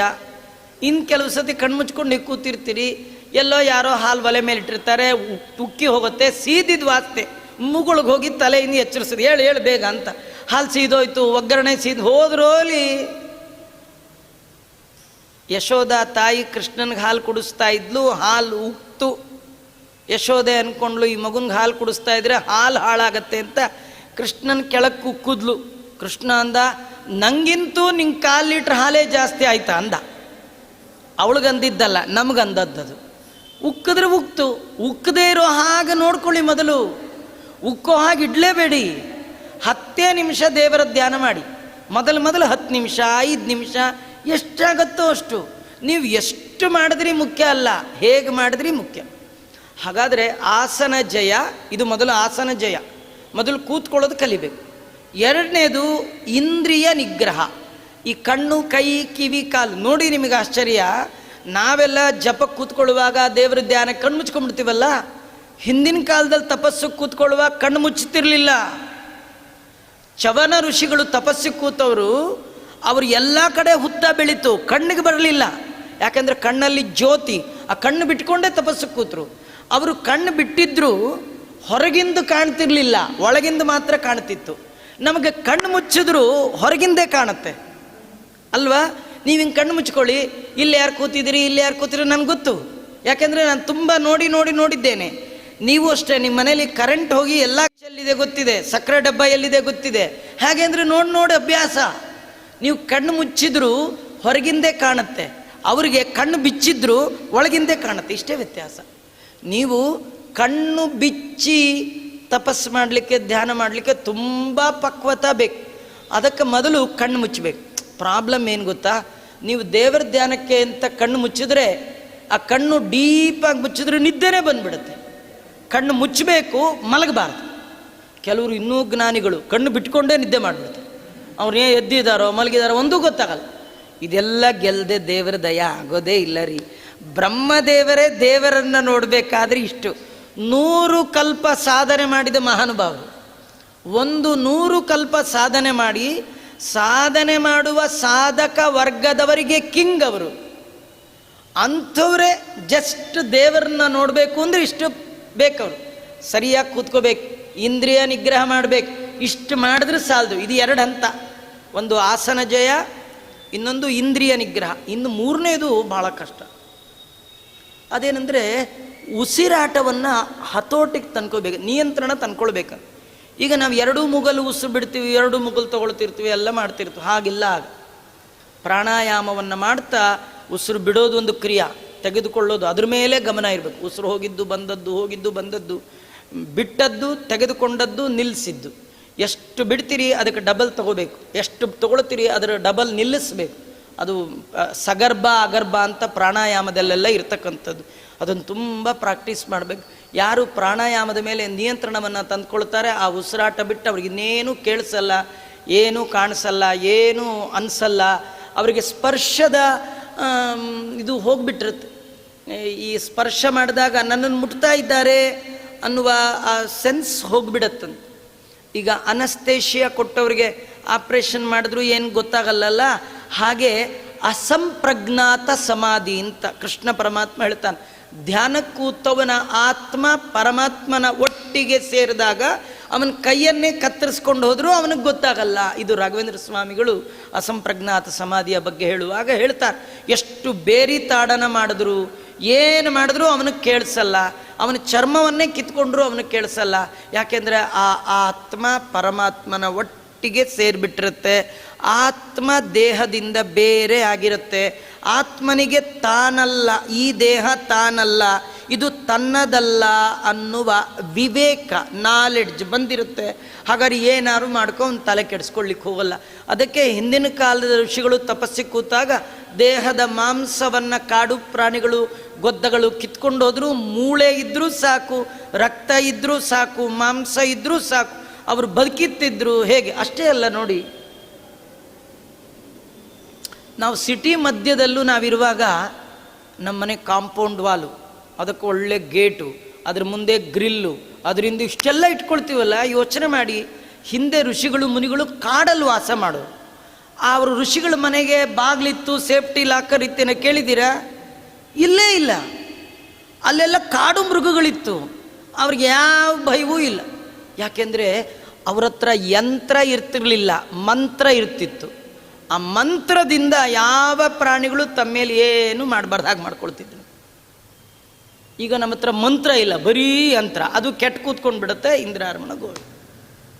ಆದ್ದರಿಂದ ಈ ಬ್ರಹ್ಮದೇವರು ದೇವರನ್ನು ನೋಡಬೇಕು ಅಂತ ಬಯಸಿದಾಗ ಸ್ಥಿರಾಸನ ಪ್ರಾಣಗಣಾನ್ಯಮ್ಯ ಪ್ರಚಕ್ರಮೇ ಆತ್ಮದೀಕ್ಷಾ, ಭಗವಂತನ ದರ್ಶನಕ್ಕಾಗಿ ಆ ಪಯೋಬ್ಧಿ ಕ್ಷೀರಸಾಗರದ ದಂಡೆಯಲ್ಲಿ ಅವರು ಬ್ರಹ್ಮದೇವರು ಕೂತಿದ್ದಾರೆ. ಏಕಾಗ್ರ ಚಿತ್ತದಿಂದ ಭಗವಂತನ ಧ್ಯಾನ ಮಾಡ್ತಾ ಕೂತಿದ್ದಾರಂತೆ. ನಾವು ದೇವಸ್ಥಾನಕ್ಕೆ ಬಂದಾಗ ಕೈ ಮುಗಿತೀವಿ, ಹಿಂಗೆ ಕೈ ಮುಗಿದಿರ್ತೀವಿ. ಬರೀ ಕೈ ಮುಗಿದ್ರೆ ಸಾಕು, ನಮ್ಮ ಮನಸ್ಸು ಮುಗಿಬೇಕು, ಮೈ ಬಾಗಬೇಕು, ಎಲ್ಲ ಪ್ರಾಂಜಲಿ. ಅಂಜಲಿ ಅಂದರೆ ಕೈ ಮುಗಿಯೋದು ಅಥವಾ ಹೀಗೆ ಬೇಡೋದು. ಪ್ರಾಂಜಲಿ ಅವರು ಇಡೀ ಎಲ್ಲ ದೇಹ ಭಗವಂತನಿಗೆ ಬಗ್ಗಿರಬೇಕಂತ. ನಮ್ಮದು ಒಂದು ಬಗ್ಗಿದ್ರೆ ಒಂದು ಬಗ್ಗಲ್ಲ. ನಿಜವಾಗಿಯೂ ದೇವರಿಗೆ ಬಗ್ಗಿಸಬೇಕಾದ್ದು 8: ಉರಶ ಶಿರಸ ದೃಷ್ಟ್ಯ ಮನಸ ವಚಸ ತತ ಪದ್ಭ್ಯಾಂ ಕರಾಭ್ಯಾಂ ಜಾನುಭ್ಯಾಂ ಪ್ರಣಾಮೋ ಅಷ್ಟಾಂಗ ಇರುತ್ತ. ನಮ್ಮದು ದೇವರ ಹತ್ರ ಮನಸ್ಸಿದ್ರೆ ಮಂತ್ರ ಇರಲ್ಲ, ಮಂತ್ರ ಇದ್ದರೆ ಮನಸ್ಸಿರಲ್ಲ. ದೇವರನ್ನು ನೋಡ್ತಾ, ದೇವರ ಸ್ತೋತ್ರ ಮಾಡ್ತಾ, ದೇವರಿಗೆ ತಲೆಯನ್ನು ಒಪ್ಪಿಸಿ, ಕೈ ಕಾಲು ಎಲ್ಲವನ್ನು ಭಗವಂತ, ತನು ನಿನ್ನದು, ಜೀವನ ನಿನ್ನದು, ನಂದೇನದೋ ನಿಂದೇ ಇದೆಲ್ಲ ಅನ್ನೋದೇ ನಮಸ್ಕಾರ. ಏನೂ ಅನ್ನಲ್ಲ, ಬರೀ ಸುಮ್ಮನೆ ಹೀಗೆ ಅಂದ್ಬಿಟ್ರೆ ಅದು ಪ್ರಾಂಜಲಿ ಆಗ. ಬ್ರಹ್ಮದೇವರು ಇಷ್ಟು ರೀತಿಯಿಂದ ದೇವರಿಗೆ ನಮಸ್ಕಾರ ಮಾಡ್ತಾ ಭಗವಂತನಲ್ಲೇ ಮನಸ್ಸುಳ್ಳವರಾಗಿ ದೇವರ ಧ್ಯಾನಕ್ಕೆ ಶುರು ಮಾಡಿದ್ದಾರಂತೆ. ಯದಾ ಸ ಪದ್ಮಾಸನ ಸಂಸ್ಥಿತೋಲಂ ಜಚಾಪ ವಿದ್ಯಾಮಿತರೇರ ವಿದ್ಯಾಂ ತದಾ ಪ್ರವೃತ್ಯೇವ ಜಗತ್ಸು ನೂನಂ ಬಭೂವ ಪದ್ಮಾಸನ ಶಬ್ದಿತೋಸೌ. ಬ್ರಹ್ಮದೇವರಿಗೆ ಪದ್ಮಾಸನ ಅಂತ ಕರೀತಾರೆ. ಬ್ರಹ್ಮದೇವರ ಹೆಸರೇ ಪದ್ಮಾಸನ. ಯಾಕಂದರೆ ದೇವರನ್ನು ನೋಡುವ ಸಲುವಾಗಿ ಅಷ್ಟು ಗಟ್ಟಿಯಾಗಿ ಕುಳಿತ ಕಾರಣ ಅವರಿಗೆ ಪದ್ಮಾಸನ ಅಂತ ಹೆಸರು ಬಂತು. ಅವರಷ್ಟು ತುಂಬ ಹೊತ್ತು ಕಾಲ ದೇವರ ಧ್ಯಾನಕ್ಕಾಗಿ ಹಾಗೆ ಕೂಡುವ ಯೋಗ್ಯತೆ ಯಾರಿಗೂ ಇಲ್ಲ. ಅದಕ್ಕೆ ಅವರಿಗೆ ಹೆಸರು ಪದ್ಮಾಸನ. ಅಲ್ಲ, ಕೂತೇನು ಮಾಡಿದ್ರು? ಇತರೈರವೇದ್ಯಾಂ ವೇದ ವಿದ್ಯಾಂ ಜಜಾಪ, ಪಾರಾಯಣ ಮಾಡಿದ್ರಂತೆ. ವೇದವನ್ನು, ದೇವರನ್ನು ಕುರಿತು ಪಾರಾಯಣ ಮಾಡಿದ್ರಂತೆ. ಇತರರಿಗೆ ಗೊತ್ತಿರದ ವೇದ ವಿದ್ಯೆಯನ್ನು ಹೇಳಿದ್ರಂತೆ. ಅವರು ಏನೇನು ಮಂತ್ರ ಹೇಳ್ತಾರಲ್ಲ ಅದು ಎಲ್ಲರಿಗೂ ಗೊತ್ತಾಗಲ್ಲ. ಯಾಕಂದರೆ ಅವರು ಯಾವ ಗುರುಗಳ ಹತ್ರ ಪಾಠಕ್ಕೆ ಹೋಗಿದ್ದಾರೆ ಆ ಗುರುಗಳ ಹತ್ರ ಇನ್ಯಾರು ಪಾಠಕ್ಕೆ ಹೋಗೋಕ್ಕಾಗಲ್ಲ. ಬ್ರಹ್ಮದೇವರು ಯಾವ ಗುರುಗಳ ಹತ್ರ ಪಾಠ ಕಲ್ತಿದ್ದಾರಲ್ಲ ಅಲ್ಲಿ ಬ್ರಹ್ಮದೇವರು ಬಿಟ್ಟರೆ ಇನ್ಯಾರು ಹೋಗೋಂಗಿಲ್ಲ. ಯಾರವರು ಅಂದರೆ ನಾರಾಯಣ. ತೇನೇ ಬ್ರಹ್ಮ ಹೃದಯಾದಿ ಕವಯೇ. ಬ್ರಹ್ಮದೇವರಿಗೆ ಮೊಟ್ಟ ಮೊದಲ ಬಾರಿಗೆ ಸಮಗ್ರ ವೇದಾಂತವನ್ನು ಪಾಠ ಹೇಳಿದ್ದಾನೆ ಹಯಗ್ರು ರೂಪಿ ಪರಮಾತ್ಮ. ಹಾಗಾಗಿ ಅವರು ತುಂಬ ಕಲ್ತ್ಕೊಂಡಿದ್ದಾರೆ. ಇತರೈಹಿ ಅವೇದ್ಯಾಂ ವೇದ ವಿದ್ಯಾಂ ಜಜಾಪ. ಇನ್ನೊಂದೇನು ಗೊತ್ತಾ, ನಾವು ನೀವು ಏನು ಪುರುಷ ಸೂಕ್ತ ಅಂತ ಹೇಳ್ತೀವಿ ಅದನ್ನೇ ಬ್ರಹ್ಮದೇವರು ಹೇಳ್ತಾರೆ. ಅವರು ಸಹಸ್ರ ಶೀರ್ಷ ಪುರುಷ ಅಂತಲೇ ಹೇಳ್ತಾರೆ. ಆದರೆ ಅವರು ಹೇಳುವಾಗ ಆ ವೇದದ ಒಳಗೆ ಏನೆಲ್ಲ ಅರ್ಥಾನುಸಂಧಾನ ಮಾಡಿಕೊಳ್ತಾರೆ, ಆ ಅನುಸಂಧಾನ ಮಾಡುವ ಯೋಗ್ಯತೆ ನಮಗಿಲ್ಲ.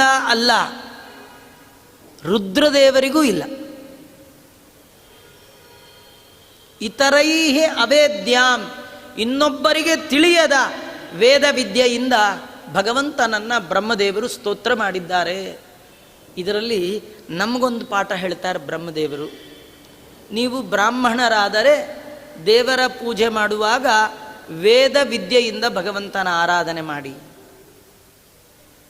ದಾಸರು ಹಾಡಲ್ಲಿ ಹೇಳ್ತಾರೆ, ನೀರಾಜನ ಮಂತ್ರದಿಂದ ಅರ್ಚಿಸಿ ಮೆಚ್ಚಿಸು, ನೀರಾಜನದಿಂದ ಅರ್ಚಿಸಿ ಮೆಚ್ಚಿಸು ಅಲ್ವಾ. ನಾರಾಯಣನ ನೆನೆ ಹೇಳುವಾಗ ನೀರಾಜನದಿಂದ ಅರ್ಚಿಸು.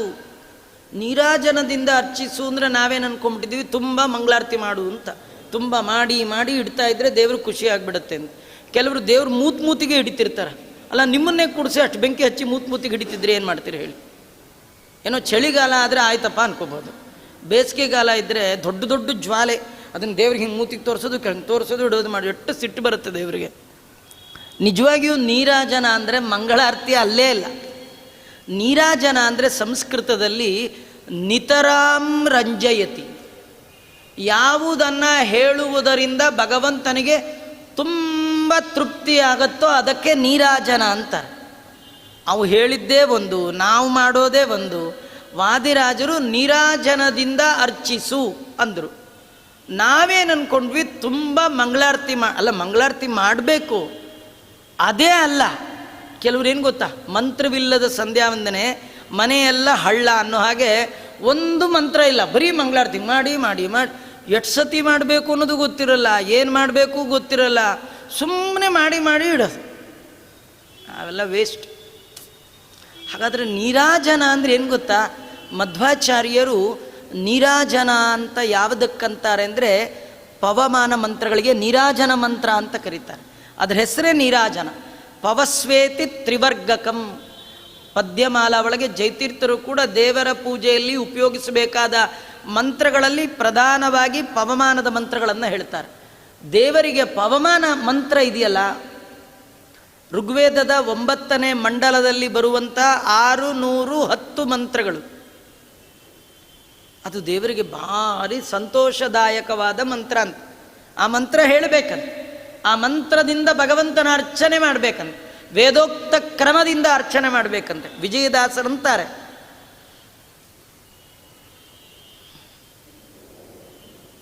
ಶಮದಮಾದಿ ಗುಣಗಳಿಂದಲೀ ಸಜ್ಜನರು ಕ್ರಮದಿ ನಿನ್ನ ಮೂರ್ತಿ ಪೂಜಿಸಿ.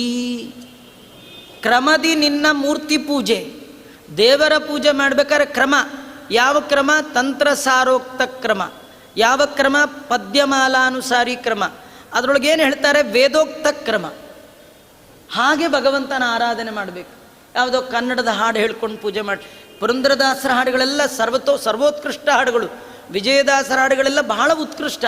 ಆದರೆ ಪೂಜೆ ಮಾಡೋ ಕಾಲಕ್ಕೆ ಅದು ಬರಲ್ಲ. ಪೂಜೆ ಆದಮೇಲೆ ಅವನ ಮುಂದೆ ಹಾಡಿ ಕುಣಿರಿ, ಬಹಳ ಖುಷಿ ಪಡ್ತಾನೆ. ಆದರೆ ಅಭಿಷೇಕ ಮಾಡುವಾಗ ಪುರುಷ ಸೂಕ್ತ ಹೇಳಲೇಬೇಕು. ನೀರಾಜನದಿಂದ ಅರ್ಚಿಸು ಮೆಚ್ಚಿಸು, ವೇದ ಪಾರಾಯಣ ಪ್ರಿಯನ. ಭಗವಂತನಿಗೆ ಯಾವುದರಿಂದ ಪ್ರೀತಿ ಆಗತ್ತೆ? ವೇದ ಪಾರಾಯಣದಿಂದ ಭಾರಿ ಪ್ರೀತಿ ಆಗತ್ತೆ. ಬ್ರಹ್ಮದೇವರು ಆ ಭಗವಂತನನ್ನು ಇತರೈ ರವೇದ್ಯಾಂ ವೇದ ವಿದ್ಯಾಂ ಜಜಾಪ, ವೇದ ವಿದ್ಯೆಯಿಂದ ಭಗವಂತನ ಆರಾಧನೆ ಮಾಡಿದ್ದಾರೆ. ಭಗವಂತನನ್ನು ಕಾಣುವ ಸಲುವಾಗಿ ಬ್ರಹ್ಮದೇವರು. ನಾವು ಕೂಡ ನಿತ್ಯದಲ್ಲಿ ನೀವು ಅರ್ಧ ಗಂಟೆ ಪೂಜೆ ಮಾಡಿ, 1 ಗಂಟೆ ಪೂಜೆ ಮಾಡಿ, 1/4 ಗಂಟೆ ಪೂಜೆ ಮಾಡಿ, ಕೆಲವನ್ನ ಹೇಳಲೇಬೇಕು ಪೂಜೆ ಒಳಗೆ. ಈ ಬ್ರಹ್ಮಪಾರ ಸ್ತೋತ್ರ ಅಂತ ಒಂದು ಸ್ತೋತ್ರ, ಅದನ್ನು ಹೇಳಲೇಬೇಕು. ಪುರುಷ ಸೂಕ್ತ ಹೇಳಲೇಬೇಕು, ವಿಷ್ಣು ಸಹಸ್ರನಾಮ ಹೇಳಲೇಬೇಕು. ಇವೆಲ್ಲ ಹೇಳದೆ ತೀರ್ಥನೇ ಆಗೋಲ್ಲ, ಪೂಜೆನೇ ಆಗೋಲ್ಲ. ಹಾಗಾಗಿ ಬ್ರಹ್ಮದೇವರು ಕೂಡ ಭಗವಂತನ ದರ್ಶನಕ್ಕಾಗಿ ಅವರು ಈ ವೇದ ವಿದ್ಯೆಯನ್ನು ಹೇಳ್ತಾ ಇದ್ದಾರೆ ಎಂದ ಮೇಲೆ ನಾವು ಕೂಡ ದೇವರ ಆರಾಧನೆ ಮಾಡುವಾಗ ಇದನ್ನು ಮಾಡಬೇಕು ಅಂತ ತೋರಿಸ್ತಾ ಇದ್ದಾರೆ. ಇದು ಬ್ರಹ್ಮದೇವರು ಮಾಡಿದ ಪೂಜಾ ಕ್ರಮ. ಆದರೆ ರುದ್ರದೇವರು ಮಾಡಿದ್ರಂತ. ಅವರೇನು ಮಾಡಿದ್ರು? ತದಾ ತದಾನ್ಯಾನ್ಯಪಹಾಯ ಹೇಯ ವಿರಕ್ತ ಚಿತ್ತ ಸವಿರಿಂಚಿ ಪುತ್ರ ಸ್ತುವನ್ ಗಿರೀಶೋಪಿ ಗಿರಾ ಮುರಾರಿ ಅನಂಗಜಿತ್ ದಿಗ್ವಸನೋ ಬಭೂವ. ಮೊದಲು ಬ್ರಹ್ಮದೇವರ ಸ್ತೋತ್ರ ತಪಸ್ಸಿನ ಕ್ರಮವನ್ನು ವರ್ಣನೆ ಮಾಡಿ ನಂತರ ಬ್ರಹ್ಮಪುತ್ರರಾದ ರುದ್ರದೇವರು ವೈರಾಗ್ಯ ಶಿಖಾಮಣಿಗಳು. ರುದ್ರದೇವರು ಅಂದರೆ ಮಹಾವೈರಾಗ್ಯ. ಅವ್ರಿಗೆ ಯಾಕೆ ವೈರಾಗ್ಯ? ಏನು ವೈರಾಗ್ಯ ಅಂದರೆ ಏನು? ಅನ್ಯಾನ್ಯಪಹಾಯ ಹೇಯ ತದನ್ಯಾನ್ ತತ್ ಅನ್ಯಾನ್. ಭಗವಂತನನ್ನು ಬಿಟ್ಟು ಉಳಿದದ್ದೆಲ್ಲ ಹೇಯ. ಹೇಯ ಅಂದರೆ ಪ್ರಿಯ ಅಲ್ಲ, ದೇವರೊಬ್ಬನೇ ಪ್ರಿಯ. ವೈರಾಗ್ಯ ಅಂದರೆ ಏನು ಗೊತ್ತಾ? ದೇವರು ಒಬ್ಬನೇ ಬೇಕು, ದೇವರನ್ನು ಬಿಟ್ಟು ಉಳಿದದ್ದು ಎಲ್ಲವೂ ಹೇಯ. ಇದು ವೈರಾಗ್ಯ. ಅಸಂಗ ಆತ್ಮತ್ವ್ಯತಿರಿಕ್ತ ವಸ್ತುನಿ ದೃಢಾರತಿರ್ ನಿರ್ಗುಣಿ ಬ್ರಹ್ಮಣೇಚಯ. ಆತ್ಮವ್ಯತಿರಿಕ್ತ ವಸ್ತುನಿ, ಭಗವಂತನನ್ನು ಹೊರತುಪಡಿಸಿ ಉಳಿದ ಎಲ್ಲ ವಸ್ತುಗಳನ್ನು ಹೇಯ ಅಂತ ತಿಳ್ಕೊಳ್ಳೋದೇ ವೈರಾಗ್ಯ. ತದನ್ಯಾನ್ ತತ್ ಅನ್ಯ. ತತ್ ಅಂದರೆ ಗಾಯತ್ರಿ ಪ್ರತಿಪಾದ್ಯನಾದ ಭಗವಂತ ಅಂತ. ತತ್ ಅಂದರೆ ಗಾಯತ್ರಿ ಮಂತ್ರದ ಮೊದಲ ಅಕ್ಷರ ತ, ಕಡೆ ಅಕ್ಷರ ತ್. ತತ್ ಅಂದರೆ ಗಾಯತ್ರಿ ಪ್ರತಿಪಾದ್ಯನಾದ ಭಗವಂತನನ್ನು ಹೊರತುಪಡಿಸಿ ಉಳಿದದ್ದೆಲ್ಲ ಹೇಯವಾದದ್ದು. ಏನು ಹೇಯ? ನೋಡಿ, ರುದ್ರದೇವರು ಒಂದು ವಸ್ತ್ರ ಕೂಡ ಉಟ್ಕೊಂಡಿಲ್ಲ. ಅವರಿಗೆ ದಿಗಂಬರ ಅಂತ ಹೆಸರು. ಯಾಕೆ? ಅವರಂತಾರೆ ಬೇಡಪ್ಪ. ಯಾಕೆ? ದೇವರು ಬಿಟ್ಟು ಒಂದು ಬೇಡ ಅಂತಾರೆ. ಒಂದು ಬೇಡ. ಹೋಗಲಿ ಒಂದೆರಡು ಆಭರಣ ಗೀಭರಣ ಅವ್ಯಾವೂ ಬೇಡ ಅಂತಾರೆ. ಹೋಗಲಿ ಮನೆಗಿನೇ ಅದೂ ಬೇಡ ಅಂತಾರೆ. ಹೋಗಲಿ ಬಟ್ಟೆ ಅದೂ ಬೇಡ. ಏನು ಬೇಕು? ದೇವರು ಬೇಕು. ಇವತ್ತು ನಮ್ಮ ಪ್ರಾಬ್ಲಮ್ ಹೆಂಗೆ ಗೊತ್ತಾ? ದೇವರೊಂದು ಬೇಡ, ಮಿಕ್ಕಿದೆಲ್ಲ ಬೇಕು. ನಮಗೂ ರುದ್ರದೇವರಿಗೂ ಇಷ್ಟೇ ವ್ಯತ್ಯಾಸ. ಏನು ಬೇಡ, ದೇವರೊಬ್ಬನೇ ಬೇಕು. ಜೀವನದಲ್ಲಿ ದೇವರು ನಮಗೊಂದು ಅವಕಾಶ ಕೊಡ್ತಾನೆ, ಎಲ್ಲರಿಗೂ ಅವಕಾಶ ಕೊಡ್ತಾನೆ. ದೇವರಂತಾನೆ ನನ್ನ ಹತ್ರ ಎರಡಿದೆ ಅಂತಾನೆ, ನಿಮಗೆ ಯಾವುದು ಬೇಕು ನೀವೇ ಆಯ್ಕೆ ಮಾಡ್ಕೊಳ್ಳಿ ಅಂತ. ದೇವರ ಹತ್ರ ಏನಿದೆ? ಎರಡು. ಒಂದು ದೇವರು, ಇನ್ನೊಂದು ದೇವ್ರದ್ದು.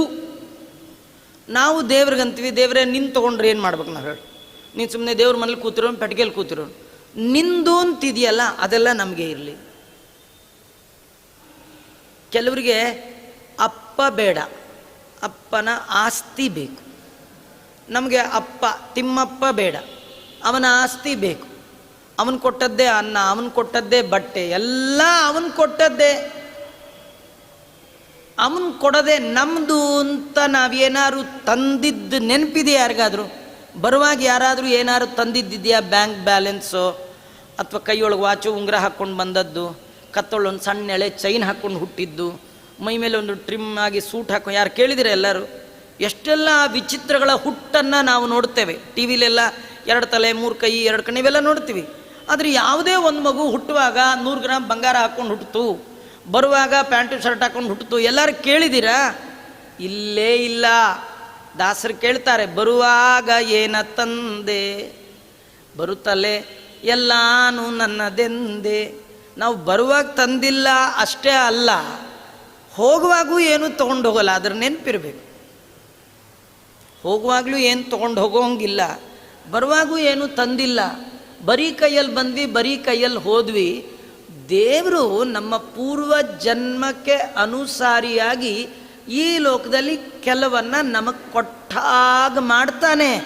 ಅದು ಯಾಕೆ ಗೊತ್ತಾ? ನಮ್ಮನ್ನು ಟೆಸ್ಟ್ ಮಾಡಲಿಕ್ಕೆ. ನಿಂಗೆ ನಾನು ಕೊಟ್ಟರೆ ಅದೇ ಬುದ್ಧಿಯಿಂದ ನೀನು ನನ್ನ ಹೆಸರಿನಲ್ಲಿ ಯಾರ್ಯಾರಿಗೆ ಕೊಡ್ತೀಯ ನೋಡೋಣ ಅಂತ ಕೊಡ್ತಾನೆ. ಕೊಡೋ ಬುದ್ಧಿ ಕೊಡೋದು ಕಷ್ಟ. ಕೊಟ್ಟ ದೇವರು ಕೊಡುವ ಬುದ್ಧಿಯನ್ನು ಕೊಡೋದು ಬಹಳ ಕಷ್ಟ. ಯಾರಿಗೂ ದೇವರು ಮೋಸ ಮಾಡಿಲ್ಲ. ದೇವರಿಗೆ ಮೋಸ ಮಾಡೋರೇ ಎಲ್ಲ. ಕೊಟ್ಟ ದೇವರಿಗೆ ಇಲ್ಲ ಅಂದ್ಬಿಡ್ತಾರೆ. ದೇವರಂತ ನಾನೇ ಎಲ್ಲ ನಿಮಗೆ ಕೊಟ್ಟದ್ದು, ನಾನು ನಿಮ್ಮನ್ನು ಏನೂ ಕೇಳಲ್ಲ. ಯಾಕಂದರೆ ನನ್ನ ಹತ್ತಿರ ಇರೋದೇ ಒಂದು ಮಣ, ನಿಮಗೆ ತೊಗೊಂಡ ನಾ ಏನು ಮಾಡಲಿ?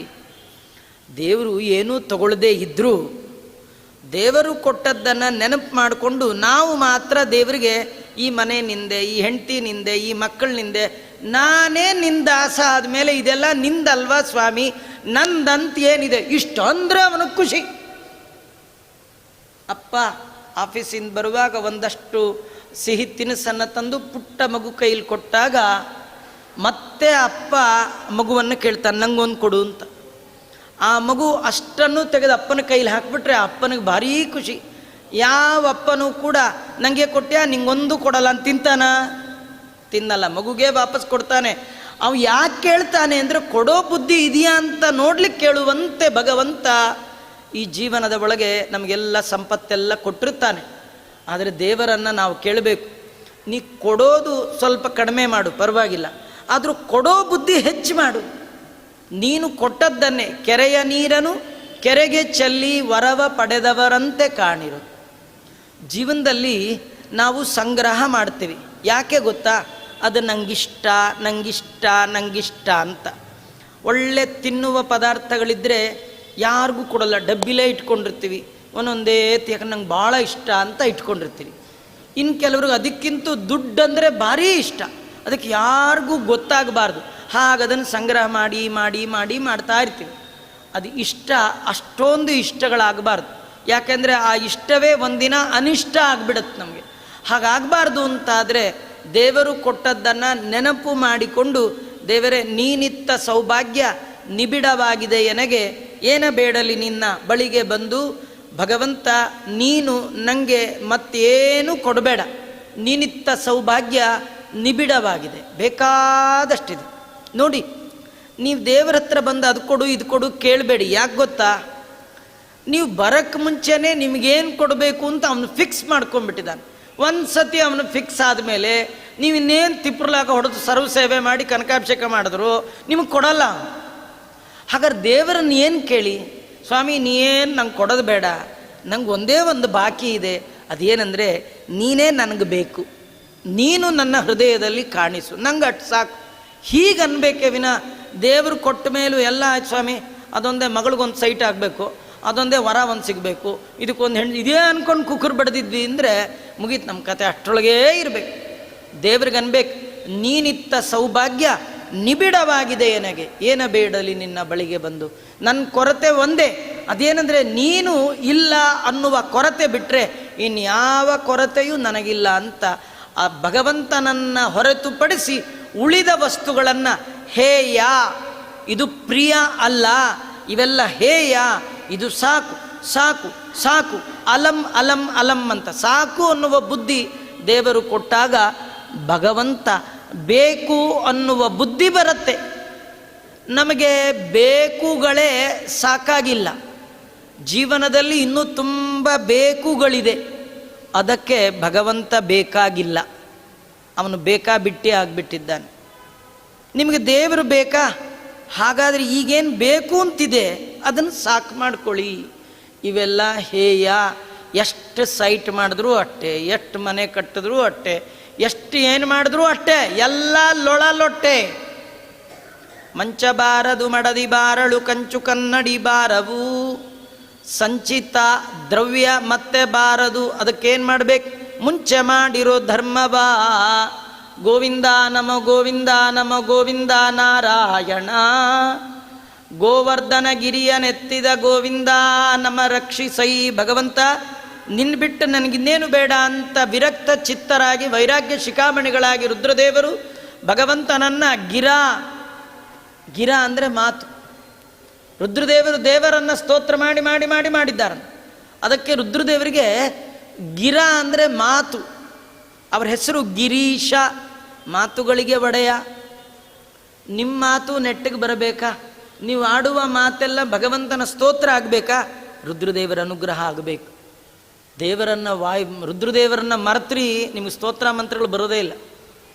ತೈಲಧಾರೆಯಂತೆ ಮನಸ್ಸು ಕೊಡೋ ಹರಿಯಲ್ಲಿ ಶಂಭು. ರುದ್ರದೇವರ ಪಾತ್ರ ಭಾರೀ ದೊಡ್ಡದು, ಅವರು ಮನೋನಿಯಾಮಕರು. ದೇವರ ಪೂಜೆಗೆ ನೀವು ಕೂತರೂ ದೇವರಲ್ಲಿ ಮನಸ್ಸು ಕೊಡೋರಿಲ್ಲ ಅಂತ ಆದರೆ ಏನು ಪ್ರಯೋಜನ? ನೀವು ಒದ್ದೆ ಉಟ್ಕೊಂಡು ನೆಲ್ಲಿ ಕೆಳಗೆ ನಿಂತರೂ ಕಾವೇರಿ ಅವ್ರಿಗೆ ನೀರು ಬಿಡಲಿಲ್ಲ ಅಂದರೆ ಏನು ಸ್ನಾನ ಮಾಡ್ತೀರಿ ಅಲ್ವಾ? ನೀವು ಮಡಿ ಉಟ್ಕೊಂಡು ದೇವ್ರ ಪೂಜೆಗೆಲ್ಲ ರೆಡಿ ಮಾಡ್ಕೊಂಡು ನೀವು ಕೂತರು ದೇವರಲ್ಲಿ ಮನಸ್ಸು ನಿಮಗೆ ರುದ್ರದೇವರು ಕೊಡಲಿಲ್ಲ ಅಂದರೆ ಏನು ಮಾಡ್ತೀರಿ? ಆಗ ರುದ್ರದೇವ್ರ ಕಾಲು ಹಿಡಿಬೇಕು. ತೈಲ ಧಾರೆಯಂತೆ ಮನಸ್ಸು ಕೊಡೋ ಹರಿಯಲ್ಲಿ ಶಂಭು. ಆ ರುದ್ರದೇವರು ಸದಾ ದೇವರನ್ನೇ ಧ್ಯಾನ ಮಾಡ್ತಾರೆ. ನಮ್ಮಲ್ಲೊಂದು ಗಾದೆ ನೋಡಿ, ಸದಾ ಶಿವಂಗ ಅದೇ ಧ್ಯಾನ ಅಂತ. ಅದೇ ಧ್ಯಾನ ಅಂದರೆ ರಾಮಧ್ಯಾನ. ಅವ್ರು ಯಾವಾಗಲೂ ರಾಮ ರಾಮ ರಾಮ ರಾಮ ರಾಮ ಅಂತ ಶಿವನು ಧನ್ಯನಾದ, ಯಾವಾಗಲೂ ರಾಮಧ್ಯಾನಿಗಳಾಗಿರ್ತಕ್ಕಂಥವರು. ಅನಂಗಜಿ ದಿಗ್ವಸನೋ ಬಬೂವ. ರುದ್ರದೇವರು ದೇವರ ಧ್ಯಾನ ಮಾಡುವ ಬರದಲ್ಲಿ ದಿಕ್ಕನ್ನೇ ವಸ್ತ್ರ ಮಾಡ್ಕೊಂಡ್ಬಿಟ್ರಂತೆ. ಅವ್ರಿಗೆ ವಸ್ತ್ರದ ಮೇಲೆ ಪರಿವೇ ಇಲ್ಲ, ಅವ್ರಿಗೆ ವಸ್ತ್ರದ ಮೇಲೆ ಕಾಳಜಿಯೇ ಇಲ್ಲ, ಮೈ ಮೇಲೆ ವಸ್ತ್ರ ಇರಬೇಕು ಅಂತಿಲ್ಲ. ಯಾಕೆಂದರೆ ಈ ದೇಹ ನಂದು, ಇದು ನಾನಿದರ ಒಡೆಯ, ಇದು ಯಾವುದಿಲ್ಲ.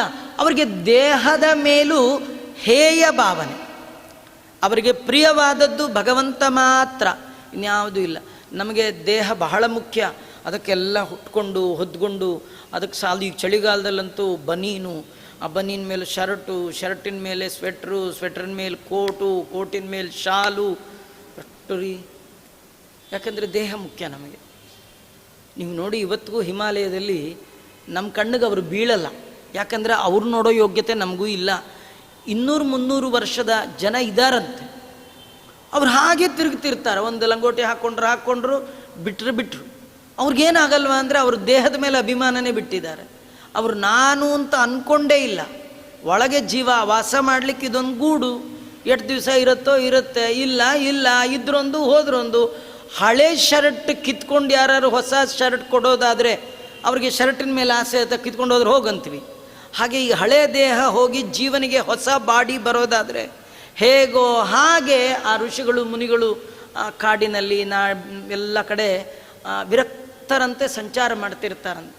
ಅಷ್ಟು ಯೋಗ್ಯತೆ ನಮ್ದಲ್ಲ, ಬಟ್ಟೆ ಬೇಡ ಅನ್ನುವಷ್ಟು ಎತ್ತರದವರಲ್ಲ.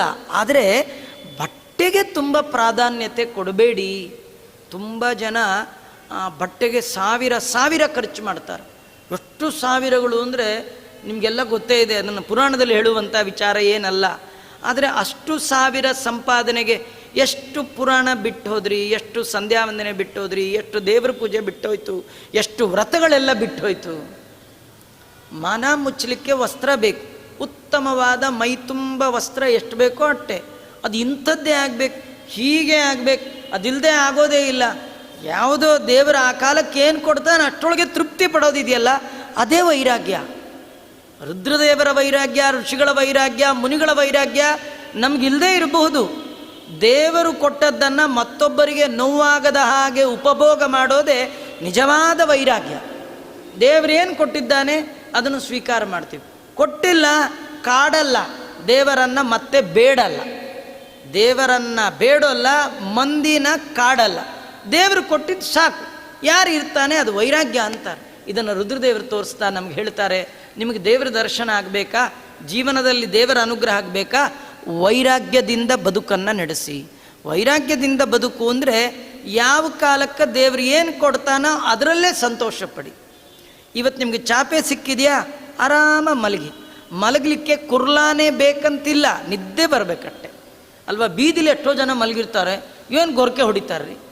ಈ ಮನೇಲಿ AC ಕುರ್ಲಾನ ಹಾಕಿ ಮಲಗಿರ್ತಾರೆ, ನಿದ್ದೆನೇ ಬರೋದು. ಹಾಸಿಗೆ ನಿಮ್ಮದು, ನಿದ್ದೆ ಯಾರ್ದು? ದೇವ್ರದ್ದು. ನಿದ್ದೆ ಕೊಡೋದು ಅವನು, ಹಾಸಿಗೆ ನಿದ್ದೆ ಕೊಡೋಲ್ಲ, ಫ್ಯಾನ್ ನಿದ್ದೆ ಕೊಡೋಲ್ಲ, ಅದು ಕೊಡೋದು ಭಗವಂತ.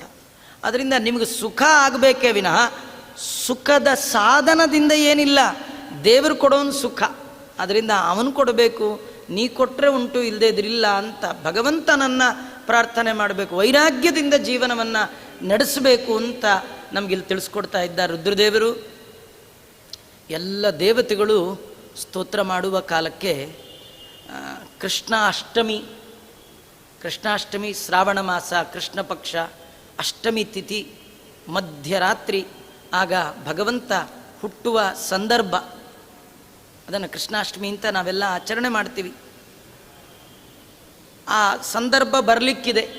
ಈ ದೇವತೆಗಳೆಲ್ಲ ಪ್ರಾರ್ಥನೆ ಮಾಡಿದ್ದಾರೆ.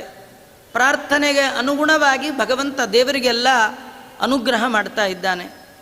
ಹೇಗೆ ಮಾಡ್ದ ನೋಡಿ, ಬ್ರಹ್ಮದೇವರು ಇಷ್ಟು ತಪಸ್ಸು, ರುದ್ರದೇವರು, ಇಂದ್ರದೇವರು ಎಲ್ಲ ಮಾಡಿದ್ರೂ ದೇವರು ಕಾಣಿಸ್ಕೊಳ್ಳಿಲ್ಲಂತೆ. ಅವರಿಗೆಲ್ಲ ದೇವರದು ಸೌಂಡ್ ಕೇಳ್ತಂತೆ, ದೇವರ ಮಾತು ಕೇಳಿಸ್ತು, ಅಶರೀರವಾಣಿ. ಆ ಸೌಂಡು ಕೂಡ ಬ್ರಹ್ಮದೇವರಿಗೆ ಮಾತ್ರ ಕ್ಲಿಯರಾಗಿ ಕೇಳಿಸತ್ತಂತೆ, ರುದ್ರದೇವರಿಗೆ ಕೇಳಿಸಲ್ಲಂತೆ. ಇಂದ್ರಾದಿ ದೇವತೆಗಳಿಗಂತೂ ಏನೂ ಕೇಳಿಸೋದೇ ಇಲ್ಲ. ಏನಂದರೆ ಇದರೊಳಗೆ ಏನು ಕಥೆ ಇದೆ ಅಂದರೆ, ದೇವರನ್ನು ನೋಡುವ, ದೇವರನ್ನು ಮುಟ್ಟುವ, ದೇವರೊಡನೆ ಮಾತಾಡುವ ಎಲ್ಲ ಯೋಗ್ಯತೆ ಲಕ್ಷ್ಮಿಗೆ ಮಾತ್ರ. ಶ್ರೀರಮಣಿ ಕರಕಮಲ ಪೂಜಿತ ಚಾರು ಚರಣ ಸರೋಜ. ಲಕ್ಷ್ಮಿ ಬಿಟ್ಟರೆ ಇನ್ಯಾರಿಗೂ ಕೂಡ ಭಗವಂತನನ್ನು ಮುಟ್ಟುವ ಅಧಿಕಾರ ಇಲ್ಲ. ದೇವರೇ ತನ್ನ ಕಾಲು ಮುಂದಿಟ್ಟು ಕಾಲು ತೊಳಿ ಅಂತ ಹೇಳಿದ್ರೆ ತೊಳಿಬೋದು ಅಷ್ಟೇ. ಇವನೇ ಮುಟ್ತೀನಿ ಅಂದ್ರೆ ಇಲ್ಲ, ಅದು ಲಕ್ಷ್ಮಿಗೆ ಮಾತ್ರ. ಎಷ್ಟೋ ಜನ ಭಗವಂತನ ಪಾದ ಪೂಜೆ ಮಾಡಿದ್ದಾರೆ, ಕೃಷ್ಣನಿಗೆ ಪಾದ ತೊಳೆದಿದ್ದಾರೆ, ರಾಮನಿಗೆ ಪಾದ ತೊಳೆದಿದ್ದಾರೆ. ಅದೆಲ್ಲ ಅವ್ರ ಪ್ರಯತ್ನದಿಂದ ಬಂದದ್ದಲ್ಲ. ವಾಮನ ಬಲಿಯ ಪಾದವನ್ನು ತೊಳೆದ, ಆ ವಾಮನ ಅವನು ಕಾಲು ಕೊಟ್ಟ, ಅದರಿಂದ ಅವನು ತೊಳೆದನೇ ವಿನ ಅವನ ಪ್ರಯತ್ನದಿಂದ ವಾಮನನ ಪಾದ ಸಿಕ್ಕಿದ್ದಲ್ಲ. ವಾಮನನ ಪಾದವನ್ನು ಮುಟ್ಟುವ ಯೋಗ್ಯತೆ ಲಕ್ಷ್ಮಿಗೆ ಬಿಟ್ಟು ಇನ್ಯಾರಿಗೂ ಇಲ್ಲ. ಇನ್ಯಾರಿಗಾರು ಬಂತು ಅಂದರೆ ದೇವರೇ ಇಚ್ಛೆ ಪಟ್ಟು ಕೊಟ್ಟರೆ ಉಂಟು, ಇಲ್ದಿದ್ರಿಲ್ಲ. ಹಾಗಾದರೆ ಸ್ವತಂತ್ರವಾಗಿ ದೇವರ ಪರಮಾನುಗ್ರಹದಿಂದ ದೇವರನ್ನು ನೋಡುವ, ಮುಟ್ಟುವ, ಮಾತಾಡುವ ಯೋಗ್ಯತೆ ಲಕ್ಷ್ಮೀದ್ ಮಾತ್ರ. ಬ್ರಹ್ಮದೇವ್ರ ಯೋಗ್ಯತೆ ಏನು ಗೊತ್ತಾ?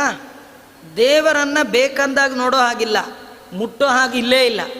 ಮತ್ತು ಅವ್ರದ್ದೇನೆಂದರೆ ದೇವರು ಏನು ಮಾತಾಡಿದ್ರೂ ಕೇಳಿಸತ್ತೆ, ಮತ್ತೆ ಮಾತಾಡೋ ಹಾಗಿಲ್ಲ.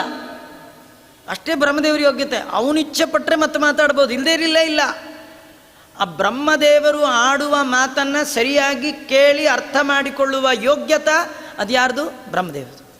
ರುದ್ರದೇವ್ರದ್ದು ಇನ್ನೂ ಬ್ಯಾಟ್ರಿ ಡೌನ್, ಅವ್ರದ್ದು ಹಿಂಗೆ ಕೇಳಿಸೋದೇ ಇಲ್ಲ. ಯಾರೋ ಏನೋ ಮಾತಾಡಿದ್ರು ಅಷ್ಟೇ ಅನಿಸತ್ತಂದು. ಅದಕ್ಕೆ ಇಂಡೈರೆಕ್ಟ್ ಸ್ಪೀಚಲ್ಲಿ ಬ್ರಹ್ಮದೇವರು ಉಳಿದ ದೇವತೆಗಳಿಗೆ ಹೇಳಬೇಕು, ಈ ಥರ ಭಗವಂತ ಬಂದಿದ್ದ, ಭಗವಂತ ಹೀಗೆ ಆಶ್ವಾಸನೆ ಕೊಟ್ಟಿದ್ದಾನೆ, ನೀವೇನು ಯೋಚನೆ ಮಾಡಬೇಕಾದ್ದಿಲ್ಲ. ಇದೆಲ್ಲ ಬ್ರಹ್ಮದೇವರು ಉಳಿದ ದೇವತೆಗಳಿಗೆ ಹೇಳಿದರೆ ಉಂಟು, ಇಲ್ಲದೇದ್ರಿಲ್ಲ. ಇಂಥ ಭಗವಂತ ಅಶರೀರವಾಣಿಯಲ್ಲಿ ಹೇಳ್ತಾ ಇದ್ದಾನೆ. ಬ್ರಹ್ಮದೇವರು ಹೇಳ್ತಾ ಇದ್ದಾರೆ, ಭಗವಂತ ಹೀಗೆ ಹೇಳ್ದ. ಭಗವಂತ ಭೂಮಿಯಲ್ಲಿ ವಸುದೇವ ದೇವಕಿಯರ ಮನೆಯಲ್ಲಿ ಬಹಳ ಬೇಗವಾಗಿ ಅವತಾರ ಮಾಡ್ತಾ ಇದ್ದಾನೆ. ಯಾರಿಗೆ ದೇವರ ಸೇವೆ ಮಾಡಬೇಕು ಅಂತ ಆಸೆ ಇದೆ, ನೀವೆಲ್ಲ ಮೊದಲೇ ಹೋಗ್ರಿ.